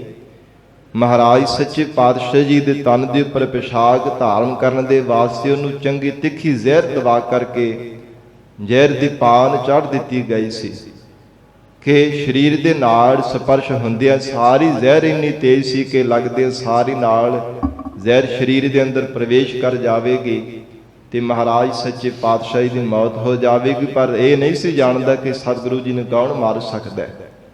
ਇਹ ਮਨ ਵਿੱਚ ਛਲ ਕਰਕੇ ਸਾਰੀ ਤਿਆਰੀ ਤਾਂ ਕਰ ਲਈ। ਔਰ ਸਾਧ ਸੰਗਤ ਜੀ, ਜਦੋਂ ਚਿੱਠੀ ਇਸ ਹਾਕਮ ਦੇ ਪਾਸ ਪਹੁੰਚੀ, ਭਾਈ ਹਰਦਾਸ ਨੇ ਪੜ੍ਹੀ ਹੈ ਤੇ ਮਨ ਵਿੱਚ ਵਿਚਾਰ ਕਰਕੇ ਉਸ ਸਿਪਾਹੀ ਨੂੰ ਜਵਾਬ ਦਿੱਤਾ ਕਿ ਘੋਰ ਪਾਪ ਅਸੀਂ ਨਹੀਂ ਕਰ ਸਕਦੇ, ਐਸਾ ਪਾਪ ਅਸੀਂ ਨਹੀਂ ਕਦਾਚਿਤ ਵੀ ਕਰ ਸਕਦੇ। ਤੇ ਸਾਡੇ ਵੱਲੋਂ ਜਵਾਬ ਦੇ ਦੇਣਾ ਕਿ ਅਸੀਂ ਇਦਾਂ ਦਾ ਵੱਡਾ ਬੱਜ਼ਰ ਪਾਪ ਨਹੀਂ ਕਦਾਚਿਤ ਕਰ ਸਕਦੇ। ਔਰ ਸਾਰੀ ਸਾਧ ਸੰਗਤ ਜੀ ਵਿਥਿਆ ਜਾ ਕਰਕੇ ਮਹਾਰਾਜ ਸੱਚੇ ਪਾਤਸ਼ਾਹ ਜੀ ਨੇ ਸੁਣਾਈ ਹੈ। ਹੇ ਗਰੀਬ ਨਵਾਜ, ਇਹ ਜਹਾਂਗੀਰ ਬਾਦਸ਼ਾਹ ਨੇ ਨਹੀਂ ਕੀਤਾ, ਸਾਰੀ ਮਹਾਰਾਜ ਇਹ ਸਾਰੀ ਬਣਾਈ ਹੋਈ ਵਿਉਂਤ ਛੜ ਦੇ ਨਾਲ ਚੰਦੂ ਦੁਸ਼ਟ ਦੀ ਹੈ। ਉਹ ਚਿੱਠੀ ਅੱਗ ਦੇ ਵਿੱਚ ਸਾੜ ਦਿੱਤੀ ਗਈ ਤੇ ਗਰੀਬ ਨਵਾਜ ਗੁਰੂ ਹਰਗੋਬਿੰਦ ਸਾਹਿਬ ਮਹਾਰਾਜ ਸੱਚੇ ਪਾਤਸ਼ਾਹ ਕਹਿਣ ਲੱਗੇ, ਇਹਦਾ ਹੁਣ ਮੌਤ ਦਾ ਸਮਾਂ ਨੇੜੇ ਆ ਗਿਆ, ਇਸ ਨੂੰ ਤੁਸੀਂ ਹੀ ਦੇ ਕਰਕੇ ਮਾਰਿਆ ਜਾਵੇਗਾ, ਇਹਨੂੰ ਕੋ ਬਚਾਉਣ ਵਾਲਾ ਵੀ ਬਚੇਗਾ ਨਹੀਂ। ਇਹ ਬਹੁਤੇ ਯਤਨ ਵੀ ਕਰ ਲਵੇਗਾ ਤਾਂ ਵੀ ਇਹਦਾ ਚੰਦੂ ਦੁਸ਼ਟ ਦਾ ਬਚਾਅ ਨਹੀਂ ਹੋਣਾ। ਮਹਾਰਾਜ ਸੱਚੇ ਪਾਤਸ਼ਾਹ ਜੀ ਨੇ ਬਚਨ ਕੀਤਾ। ਤੇ ਸਾਧ ਸੰਗਤ ਜੀ, ਫਿਰ ਇਹ ਮਿਉਨ ਦੇ ਨਾਲ ਬਾਦਸ਼ਾਹ ਨੂੰ ਕਦੇ ਚੇਤਾ ਵੀ ਨਾ ਆਉਣ ਦਿੱਤਾ। ਤੇ ਭਾਈ ਪਿਰਾਣਾ ਤੇ ਭਾਈ ਜੇਠਾ ਜੀ ਮਨ ਵਿੱਚ ਵਿਚਾਰ ਕਰ ਹੀ ਰਹੇ ਸਨ ਕਿ ਕੋਈ ਨਾ ਕੋਈ ਯਤਨ ਕਰਨਾ ਚਾਹੀਦਾ। ਇਹਨੇ ਸਮੇਂ ਨੂੰ ਬਾਬਾ ਬੁੱਢਾ ਸਾਹਿਬ ਜੀ ਆਏ ਤੇ ਉਹਨਾਂ ਦੇ ਨਾਲ ਮਿਲ ਕਰਕੇ ਵਿਚਾਰ ਕੀਤੀ ਹੈ। ਹੱਥ ਜੋੜ ਕੇ ਬੇਨਤੀਆਂ ਕਰਦੇ ਨੇ, ਬਾਬਾ ਜੀ ਆਪ ਜੀ ਬ੍ਰਹਮ ਗਿਆਨੀ ਹੋ, ਆਪ ਜੀ ਵਿੱਚ ਤੇ ਸਤਿਗੁਰੂ ਜੀ ਦੇ ਵਿੱਚ ਕੋਈ ਅੰਤਰ ਭੇਦ ਨਹੀਂ ਹੈ। ਜੇ ਮਹਾਰਾਜ ਸਾਹਿਬ ਜੀ ਨੂੰ ਬੇਨਤੀ ਕਰਦੇ ਹਾਂ, ਮਹਾਰਾਜ ਕਰਮ ਮਾਰ ਦੇ ਬਲ ਕਰਕੇ ਬਾਦਸ਼ਾਹ ਨੂੰ ਡਰਾਉਣ ਵਾਸਤੇ ਕੋਈ ਯਤਨ ਕਰਨਾ ਚਾਹੀਦਾ ਤੇ ਸਤਿਗੁਰਾਂ ਨੇ ਆਗਿਆ ਨਹੀਂ ਦੇਣੀ। ਜੇ ਤੁਸੀਂ ਸਾਨੂੰ ਆਗਿਆ ਦੇ ਦੇਵੋ ਤੇ ਫਿਰ ਬਾਦਸ਼ਾਹ ਜ਼ਰੂਰ ਮਹਾਰਾਜ ਸਾਹਿਬ ਜੀ ਨੂੰ ਯਾਦ ਕਰਕੇ ਬਾਹਰ ਮੰਗਵਾਏਗਾ, ਬੇਨਤੀ ਕਰੇਗਾ। ਤੇ ਬਾਬਾ ਬੁੱਢਾ ਸਾਹਿਬ ਜੀ ਨੇ ਉਸ ਸਮੇਂ ਆਗਿਆ ਦਿੱਤੀ ਹੈ ਕਿ ਠੀਕ ਹੈ, ਕਿਉਂਕਿ ਮਾਤਾ ਗੰਗਾ ਜੀ ਬਾਰ-ਬਾਰ ਯਾਦ ਕਰ ਰਹੇ ਹੈ। ਤੇ ਸਾਧ ਸੰਗਤ ਜੀ, ਰਾਤ ਦੇ ਸਮੇਂ ਦੋਨੋਂ ਹੀ ਗੁਰਸਿੱਖ ਭਾਈ ਜੇਠਾ ਤੇ ਭਾਈ ਪਿਰਾਣਾ ਜੀ, ਜਿਵੇਂ ਕਿਹੜੀ ਬੱਬਰ ਸ਼ੇਰ ਹੁੰਦਾ ਨਾ, ਬੜਾ ਭਿਆਨਕ ਰੂਪ ਧਾਰਨ ਕੀਤਾ। ਤੇ ਜਿਸ ਕਿਲੇ ਦੇ ਅੰਦਰ ਸਾਧ ਸੰਗਤ ਜੀ ਬਾਦਸ਼ਾਹ ਦਾ ਨਿਵਾਸ ਸੀ ਨਾ, ਜਹਾਂਗੀਰ ਦਾ, ਬੱਬਰ ਸ਼ੇਰ ਬੜੇ ਬੜੇ ਭਿਆਨਕ ਰੂਪ ਉਹਨਾਂ ਦੇ ਸਨ, ਵੱਡੇ ਆਕਾਰ ਦੇ ਸਰੀਰ ਬਣੇ ਹੋਏ, ਕਿਸੇ ਨੂੰ ਪਤਾ ਨਾ ਚੱਲਿਆ। ਤੇ ਜਿੱਥੇ ਜਹਾਂਗੀਰ ਆਰਾਮ ਕਰ ਰਿਹਾ ਸੀ, ਸੁੱਤਾ ਪਿਆ ਸੀ, ਉਹਦੇ ਆਸਣ ਦੇ ਉੱਪਰ ਜੜੇ ਸਾਧ ਸੰਗਤ ਜੀ ਉਹਦੀ ਛਾਤੀ ਤੇ ਦੋ ਦੋ ਪੈਰ ਰੱਖੇ ਹੋਏ ਐ। ਤੇ ਪਹਿਲਾਂ ਤਾਂ ਇਹੋ ਪ੍ਰਤੀਤ ਹੋਇਆ ਕਿ ਜਿਵੇਂ ਸੁਪਨਾ ਆ ਰਿਹਾ, ਜਿਵੇਂ ਦੱਬਾ ਪੈ ਰਿਹਾ। ਪਰ ਜਦੋਂ ਅੱਖਾਂ ਖੋਲੀਆਂ ਤੇ ਸਾਧ ਸੰਗਤ ਜੀ ਐ ਵੱਡੇ ਵੱਡੇ ਆਕਾਰ ਦੇ ਬੱਬਰ ਸ਼ੇਰ ਆਪਣੇ ਅੱਖਾਂ ਦੇ ਨਾਲ ਦੇਖੇ ਤੇ ਉੱਚੀ ਉੱਚੀ ਸਾਧ ਸੰਗਤ ਜੀ ਰੌਲਾ ਪਾਉਣ ਲੱਗ ਪਿਆ। ਬੜਾ ਮਨ ਦੇ ਵਿੱਚ ਡਰ ਪੈਦਾ ਹੋਇਆ। ਤੇ ਗਰੀਬ ਨਵਾਜ ਗੁਰੂ ਹਰਗੋਬਿੰਦ ਸਾਹਿਬ ਮਹਾਰਾਜ ਸੱਚੇ ਪਾਤਸ਼ਾਹ ਜੀ ਨੂੰ ਯਾਦ ਕੀਤਾ, ਹੇ ਸਤਿਗੁਰੂ ਜੀ ਕਿਰਪਾ ਕਰੋ, ਮੈਨੂੰ ਬਚਾ ਲਓ, ਇਹ ਸਾੜ ਸਤੀ ਮੇਰੇ ਤੇ ਆ ਚੜੀ ਹੈ। ਉਸੇ ਸਮੇਂ ਮਨ ਵਿੱਚ ਖੜਕ ਗਈ ਕਿ ਹੋ ਸਕਦਾ ਇਹੋ ਸਾੜ ਸਤੀ ਹੋਵੇ ਜਿਹੜੀ ਬਲਾ ਮੇਰੇ ਤੇ ਆਈ ਹੋਈ ਹੈ। ਤੇ ਮਹਾਰਾਜ ਸੱਚੇ ਪਾਤਸ਼ਾਹ ਜੀ ਨੂੰ ਯਾਦ ਕੀਤਾ, ਗਰੀਬ ਨਵਾਜ ਆਪ ਕਿਰਪਾ ਕਰਕੇ ਮੈਨੂੰ ਇਸ ਸਾੜ ਸਤੀ ਤੋਂ ਬਚਾ ਲਓ। ਹੇ ਗੁਰੂ ਹਰਗੋਬਿੰਦ ਸਾਹਿਬ ਮਹਾਰਾਜ ਕਿਰਪਾ ਕਰਕੇ ਮੇਰੀ ਰੱਖਿਆ ਕਰ ਲਓ। ਜਦੋਂ ਇਹ ਮਹਾਰਾਜ ਸਾਹਿਬ ਜੀ ਨੂੰ ਯਾਦ ਕੀਤਾ ਤੇ ਸਤਿਗੁਰੂ ਗੁਰੂ ਹਰਗੋਬਿੰਦ ਸਾਹਿਬ ਮਹਾਰਾਜ ਅੰਤਰਜਾਮੀ ਸਤਿਗੁਰਾਂ ਨੇ ਪ੍ਰਤੱਖ ਪ੍ਰਗਟ ਹੋ ਕਰਕੇ ਸਾਧ ਸੰਗਤ ਜੀ ਹੱਥਾਂ ਵਿੱਚ ਰੁਮਾਲ ਪਕੜੇ ਹੋਏ ਐ ਤੇ ਦੋਵਾਂ ਹੀ ਸ਼ੇਰਾਂ ਨੂੰ ਹੱਥਾਂ ਦੇ ਉਹਨਾਂ ਦੇ ਮੂੰਹ ਵਿੱਚ ਹੱਥ ਪਾ ਕਰਕੇ ਤੇ ਪਿੱਛੇ ਹਟਾਉਂਦੇ ਹੋਏ ਪ੍ਰਤੱਖ ਜਹਾਂਗੀਰ ਨੇ ਆਪਣੇ ਅੱਖਾਂ ਦੇ ਨਾਲ ਦੇਖੇ ਐ। ਜਦੋਂ ਸਤਿਗੁਰੂ ਜੀ ਦਾ ਨਾਮ ਲੈਂਦਾ ਤੇ ਮਹਾਰਾਜ ਫਿਰ ਉਹਨਾਂ ਨੂੰ ਪਿੱਛੇ ਹਟਾਉਂਦੇ ਐ ਤੇ ਜਦੋਂ ਫਿਰ ਚੁੱਪ ਕਰ ਜਾਂਦਾ ਤੇ ਉਹ ਫਿਰ ਮੂੰਹ ਅੱਡ ਕਰਕੇ ਬਾਦਸ਼ਾਹ ਦੇ ਵੱਲੇ ਆਉਂਦੇ ਆ। ਇਹੋ ਸਾਰਾ ਕੁਝ ਸਾਧ ਸੰਗਤ ਜੀ ਆਪਣੀ ਅੱਖਾਂ ਦੇ ਸਾਹਮਣੇ ਦੇਖਿਆ। ਫਿਰ ਮੁੜ ਕੇ ਰਹਿੰਦੀ ਰਾਤ ਬਾਦਸ਼ਾਹ ਨੂੰ ਨੀਂਦ ਨਹੀਂ ਆਈ। ਸਾਧ ਸੰਗਤ ਜੀ ਦਿਨ ਚੜ੍ਹਿਆ, ਸਭਾ ਲੱਗੀ ਹੈ। ਪਹਿਲਾਂ ਦੀ ਤਰ੍ਹਾਂ ਸਾਰੇ ਕਾਜੀ ਮੁਲਾਣੇ ਚੰਦੂ ਵੀ ਆਏ ਹੈ, ਉਹ ਨਜ਼ੂਮੀਆਂ ਵੀ ਚੱਲ ਕਰਕੇ ਆਏ ਹੈ, ਜਿਨ੍ਹਾਂ ਬਾਦਸ਼ਾਹ ਦੇ ਮਨ ਵਿੱਚ ਭਰਮ ਪਾਇਆ ਹੋਇਆ ਸੀਗਾ। ਜਦੋਂ ਸਾਧ ਸੰਗਤ ਜੀ ਲੱਗੀ ਹੋਈ ਸਭਾ ਵਿੱਚ ਸਾਰੇ ਪਹੁੰਚੇ ਹੈ ਤੇ ਬਾਦਸ਼ਾਹ ਦਾ ਮੂੰਹ ਜਿਹੜਾ ਮੁਰਝਾਇਆ ਹੋਇਆ ਨਜ਼ਰ ਆ ਰਿਹਾ ਸੀ। ਸਾਰੇ ਦੇਖ ਕਰਕੇ ਹੈਰਾਨ ਰਹਿ ਗਏ। ਜਦੋਂ ਨਜ਼ੂਮੀਆਂ ਨੇ ਪੁੱਛਿਆ ਤੇ ਸਾਰੀ ਰਾਤ ਵਾਲੀ ਵਿਥਿਆ ਕਹਿ ਕਰਕੇ ਸੁਣਾ ਦਿੱਤੀ ਹੈ। ਕਹਿਣ ਲੱਗੇ ਕਿ ਰਾਤੀ ਸਾਧ ਸਤੀ ਆਈ ਸੀ ਬੱਬਰ ਸ਼ੇਰਾਂ ਦੇ ਰੂਪ ਦੇ ਵਿੱਚ। ਉਹ ਤਾਂ ਸ਼ੇਰ ਇੰਨੇ ਭਿਆਨਕ ਸਨ, ਉਹ ਤਾਂ ਮੈਨੂੰ ਖਾਈ ਚੱਲੇ ਸੀ। ਉਹਨਾਂ ਨੇ ਮੇਰੀ ਹਿੱਕ ਦੇ ਉੱਪਰ ਆਪਣੇ ਪੰਜੇ ਰੱਖੇ ਹੋਏ ਸਨ। ਜੇ ਗੁਰੂ ਹਰਗੋਬਿੰਦ ਸਾਹਿਬ ਮਹਾਰਾਜ ਸਤਿਗੁਰੂ ਜੀ ਮੈਨੂੰ ਨਾ ਬਚਾਉਂਦੇ ਤੇ ਮੈਨੂੰ ਕਿਸੇ ਨੇ ਨਹੀਂ ਸੀਗਾ ਬਚਾਉਣਾ। ਮਹਾਰਾਜ ਸਾਹਿਬ ਜੀ ਮੇਰੀ ਰੱਖਿਆ ਕੀਤੀ, ਉਹਨਾਂ ਨੇ ਜਿਉਂਦਿਆਂ ਮੈਨੂੰ ਖਾ ਜਾਣਾ ਸੀ। ਜਦੋਂ ਇਹੋ ਕਿਹਾ ਤੇ ਫਿਰ ਗੱਲ ਬਦਲਣ ਦੇ ਵਾਸਤੇ ਕਹਿੰਦੇ ਕਿ ਨਹੀਂ ਨਹੀਂ ਬਾਦਸ਼ਾਹ ਸਲਾਮਤ, ਤੁਹਾਨੂੰ ਕੋਈ ਸੁਪਨਾ ਆਇਆ ਹੋਵੇਗਾ, ਸੁਪਨੇ ਵੀ ਤੁਸੀਂ ਮਨ ਵਿੱਚ ਡਰੇ ਹੋਵੋਗੇ। ਕਹਿੰਦਾ ਨਹੀਂ ਸੁਪਨਾ ਨਹੀਂ, ਮੈਂ ਆਪਣੀ ਅੱਖਾਂ ਦੇ ਨਾਲ ਸਾਹਮਣੇ ਉੱਠ ਕਰਕੇ ਦੇਖਿਆ ਤੇ ਗੁਰੂ ਹਰਗੋਬਿੰਦ ਸਾਹਿਬ ਮਹਾਰਾਜ ਸਾਹਿਬ ਜੀ ਨੂੰ ਮੈਂ ਦੇਖਿਆ, ਉਹਨਾਂ ਨੇ ਹੱਥਾਂ ਵਿੱਚ ਰੁਮਾਲ ਫੜੇ ਹੋਏ ਤੇ ਦੋਹਾਂ ਸ਼ੇਰਾਂ ਦੇ ਮੂੰਹ ਵਿੱਚ ਹੱਥ ਪਾ ਕੇ ਉਹਨਾਂ ਨੂੰ ਪਿੱਛੇ ਨੂੰ ਧੱਕਿਆ, ਤਾਂ ਮੇਰਾ ਬਚਾਅ ਹੋਇਆ ਸੀ। ਤੇ ਕਈ ਦੀਆਂ ਕਈ ਗੱਲਾਂ ਬਣਾ ਕਰਕੇ ਜੀ ਸੁਪਨੇ ਵਿੱਚ ਇਦਾਂ ਹੁੰਦਾ ਆ, ਇਉਂ ਪ੍ਰਤੀਤ ਹੁੰਦਾ। ਫਿਰ ਬਾਦਸ਼ਾਹ ਨੂੰ ਭਰਮਾ ਦਿੱਤਾ ਤੇ ਕਹਿੰਦਾ ਜੀ ਮੇਰੇ ਮਨ ਦੇ ਵਿੱਚੋਂ ਇਹ ਡਰ ਇਹ ਚਿੰਤਾ ਨਹੀਂ ਦੂਰ ਹੁੰਦੀ ਕਿਤੇ ਦੁਬਾਰਾ ਨਾ ਸੜ ਸਤੀ ਆ ਕੇ ਪੈ ਜਾਵੇ। ਤੇ ਸਾਧ ਸੰਗਤ ਜੀ ਫਿਰ ਇਹਨਾਂ ਨੇ ਚੰਦੂ ਨੇ ਕਿਹਾ, ਕਹਿੰਦਾ ਜੀ ਰਾਤ ਦੇ ਸਮੇਂ ਤੁਸੀਂ ਕਿਲੇ ਦਾ ਕੋਟ ਬਣਾ ਲਓ, ਭਾਵ ਜਿਵੇਂ ਕਿਲਾ ਉਸਾਰੀ ਦਾ ਇਸ ਢੰਗ ਦੇ ਨਾਲ ਲੋਹੇ ਦਾ ਕਿਲਾ ਹੋਵੇ, ਉਹਦੇ ਅੰਦਰ ਪ੍ਰਵੇਸ਼ ਹੋ ਜਾਵੋ, ਫਿਰ ਦੇਖਦੇ ਭਲਾ ਕਿੱਦਾਂ ਤੁਹਾਨੂੰ ਇਦਾਂ ਦਾ ਮਾੜਾ ਸੁਪਨਾ ਆਵੇਗਾ। ਸਾਧ ਸੰਗਤ ਜੀ ਇਸੇ ਤਰ੍ਹਾਂ ਸਾਰੀ ਤਿਆਰੀ ਕੀਤੀ ਗਈ। ਰਾਤ ਦੇ ਸਮੇਂ ਜਦੋਂ ਜਹਾਂਗੀਰ ਸੁੱਤਾ ਤੇ ਦੂਸਰੀ ਰਾਤ ਫਿਰ ਉਸੇ ਤਰ੍ਹਾਂ ਹੀ ਦੋਵੇਂ ਗੁਰਸਿੱਖ ਵੱਡਾ ਸਾਧ ਸੰਗਤ ਜੀ ਸ਼ੇਰਾਂ ਦਾ ਵਿਕਰਾਲ ਰੂਪ ਧਾਰਨ ਕੀਤਾ ਤੇ ਰਾਤ ਦੇ ਸਮੇਂ ਆ ਕੇ ਹਿੱਕ ਤੇ ਪੈਰ ਰੱਖਿਆ। ਫਿਰ ਮਹਾਰਾਜ ਸੱਚੇ ਪਾਤਸ਼ਾਹ ਨੂੰ ਯਾਦ ਕੀਤਾ ਤੇ ਸਤਿਗੁਰਾਂ ਨੇ ਫਿਰ ਇਹਨਾਂ ਨੂੰ ਬਚਾਇਆ। ਤੇ ਫਿਰ ਗਰੀਬ ਨਵਾਜ ਗੁਰੂ ਹਰਗੋਬਿੰਦ ਸਾਹਿਬ ਮਹਾਰਾਜ ਸੱਚੇ ਪਾਤਸ਼ਾਹ ਸਤਿਗੁਰੂ ਜੀ ਨੇ ਆਪਣੇ ਸਿੱਖਾਂ ਨੂੰ ਵਚਨ ਕੀਤਾ ਕਿ ਤੁਸੀਂ ਕਰਮ ਮਾਰ ਦੇ ਬਲ ਕਰਕੇ, ਇਹਨਾਂ ਸ਼ਕਤੀਆਂ ਦੇ ਕਰਕੇ ਜਾ ਕੇ ਬਾਦਸ਼ਾਹ ਨੂੰ ਡਰਾਉਂਦੇ ਪਏ ਹੋ। ਇਹ ਸਾਰੀ ਖੇਡ ਅਸੀਂ ਆਪ ਹੀ ਵਰਤਾਉਂਦੇ ਪਏ ਹਾਂ, ਤੁਸੀਂ ਕੋਈ ਵੀ ਆਪਣਾ ਆਤਮਿਕ ਬਲ ਸ਼ਕਤੀ ਨਹੀਂ ਜਾ ਕਰਕੇ ਦਿਖਾਉਣੀ ਹੈ। ਮਹਾਰਾਜ ਸਾਹਿਬ ਜੀ ਨੇ ਸਿੱਖਾਂ ਨੂੰ ਵਰਜਿਆ ਹੈ। ਪਰ ਇਧਰ ਮਨ ਦੇ ਵਿੱਚ ਇੰਨਾ ਜ਼ਿਆਦਾ ਡਰ ਪੈਦਾ ਹੋ ਗਿਆ ਇਸ ਮੌਰ ਦਾ ਜਹਾਂਗੀਰ ਦੇ ਮਨ ਅੰਦਰ ਕਿ ਹੁਣ ਕੋਈ ਨਾ ਕੋਈ ਯਤਨ ਕਰਕੇ ਮਹਾਰਾਜ ਸੱਚੇ ਪਾਤਸ਼ਾਹ ਨੂੰ ਆਪਣੇ ਪਾਸ ਬੁਲਾਉਣਾ ਚਾਹੁੰਦਾ ਸੀ।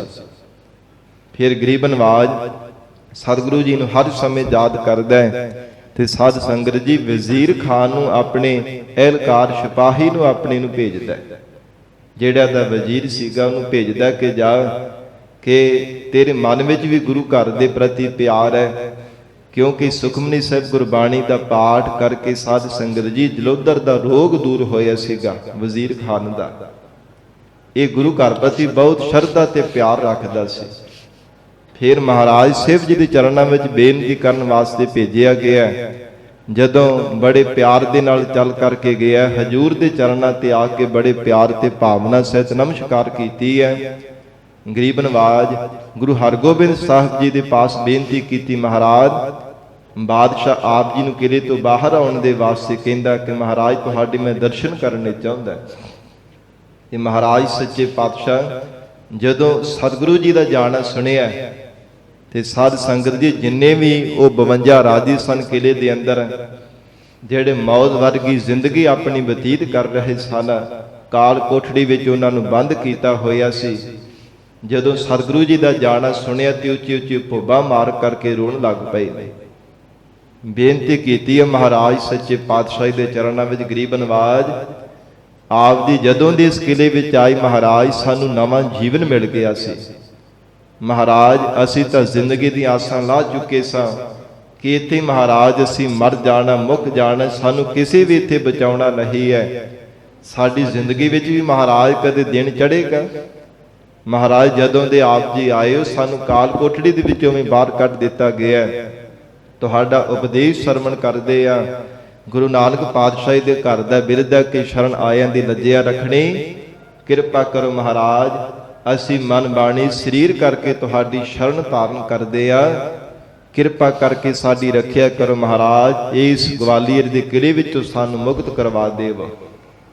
ਜਦੋਂ ਗਰੀਬ ਨਵਾਜ ਗੁਰੂ ਹਰਗੋਬਿੰਦ ਸਾਹਿਬ ਮਹਾਰਾਜ ਜੀ ਦੇ ਚਰਨਾਂ ਵਿੱਚ ਬੇਨਤੀ ਕੀਤੀ ਹੈ ਤੇ ਸਤਿਗੁਰੂ ਜੀ ਨੇ ਫਿਰ ਸੁਨੇਹਾ ਭੇਜਿਆ ਬਾਦਸ਼ਾਹ ਦੇ ਕੋਲ ਕਿ ਬਾਦਸ਼ਾਹ ਇਸ ਸ਼ਰਤ ਤੇ ਅਸੀਂ ਬਾਹਰ ਜਾਵਾਂਗੇ, ਅਸੀਂ ਇਕੱਲਿਆਂ ਨਹੀਂ ਗਵਾਲੀਅਰ ਦੇ ਕਿਲੇ ਤੋਂ ਬਾਹਰ ਆਉਣਾ, ਜੇ ਆਵਾਂਗੇ ਤੇ ਜਿੰਨੇ ਵੀ ਇਸੇ ਰਾਜੇ ਆ ਨਾ ਸਾਰਿਆਂ ਨੂੰ ਰਿਹਾ ਕਰਨਾ ਪਵੇਗਾ।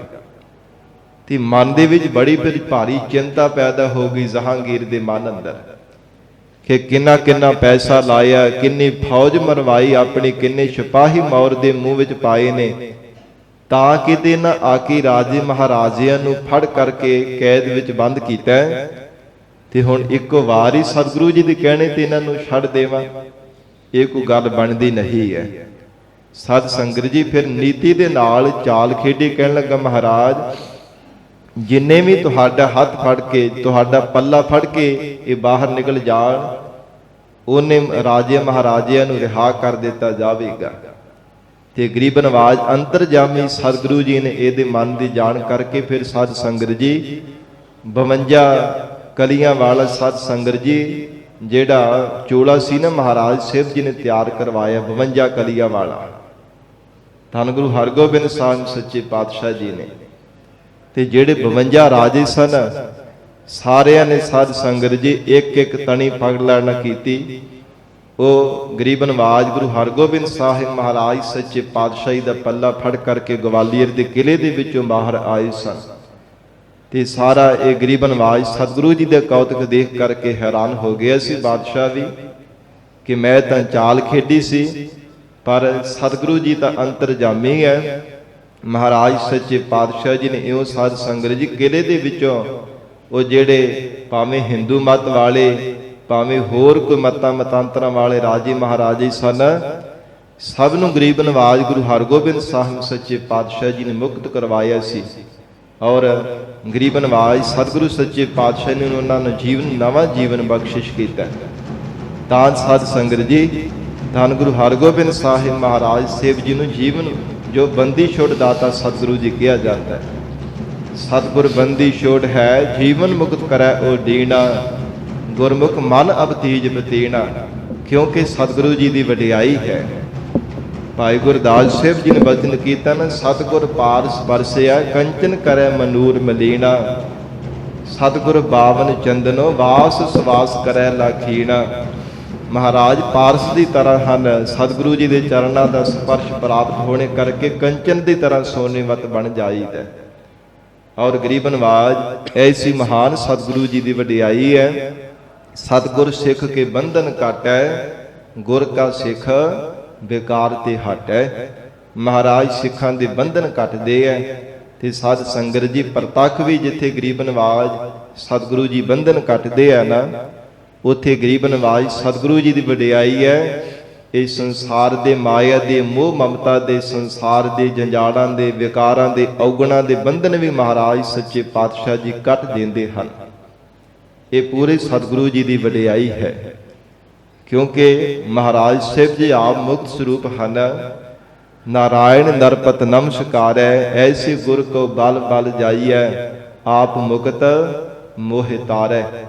ਮੋਹ ਮਮਤਾ ਦੀਆਂ ਪਈਆਂ ਹੋਈਆਂ ਬੇੜੀਆਂ ਨੂੰ ਕੱਟ ਕੇ ਮਹਾਰਾਜ ਭਵ ਸਾਗਰ ਤੋਂ ਪਾਰ ਕਰਨ ਵਾਲੇ ਐ। ਇਹ ਪੂਰੀ ਸਤਿਗੁਰੂ ਜੀ ਦੀ ਵਡਿਆਈ ਹੈ। ਤੇ ਸਾਧ ਸੰਗਤ ਜੀ ਜਿਵੇਂ ਦੀਪਮਾਲਾ ਦਾ ਦਿਵਸ ਵੀ ਅੱਜ ਦੇ ਦਿਨ ਨੂੰ ਕਿਹਾ ਜਾਂਦਾ ਹੈ, ਔਰ ਇਸ ਦਿਨ ਤੇ ਸ਼ੰਕਾ ਵੀ ਕੀਤਾ ਜਾਂਦਾ ਜੀ ਹਿੰਦੂਆਂ ਦਾ ਤਿਉਹਾਰ ਹੈ, ਇਹ ਪੁਰਬ ਹਿੰਦੂਆਂ ਦਾ ਹੈ ਤੇ ਸਿੱਖ ਕਿਉਂ ਮਨਾਉਂਦੇ ਐ। ਸਾਧ ਸੰਗਤ ਜੀ ਜਦੋਂ ਗੁਰੂ ਹਰਗੋਬਿੰਦ ਸਾਹਿਬ ਮਹਾਰਾਜ ਮੀਰੀ ਪੀਰੀ ਦੇ ਮਾਲਕ ਬੰਦੀ ਛੋੜ ਦਾਤਾ ਸਤਿਗੁਰੂ ਜੀ ਅੰਮ੍ਰਿਤਸਰ ਸਾਹਿਬ ਪਹੁੰਚੇ ਸਨ ਤੇ ਸਿੱਖਾਂ ਨੇ ਸਤਿਗੁਰੂ ਜੀ ਦੇ ਆਉਣੇ ਤੇ ਚਾਅ ਤੇ ਉਤਸ਼ਾਹ ਧਾਰਨ ਕਰਕੇ ਮਨਾਂ ਵਿੱਚ ਦੀਪਮਾਲਾ ਕੀਤੀ ਸੀ ਇਸ ਖੁਸ਼ੀ ਦੇ ਸੰਬੰਧ ਵਿੱਚ। ਤਾਂ ਗੁਰੂ ਘਰ ਦੇ ਵੀ ਸਾਧ ਸੰਗਤ ਦੀ ਮਾਲਾ ਕੀਤੀ ਜਾਂਦੀ ਹੈ।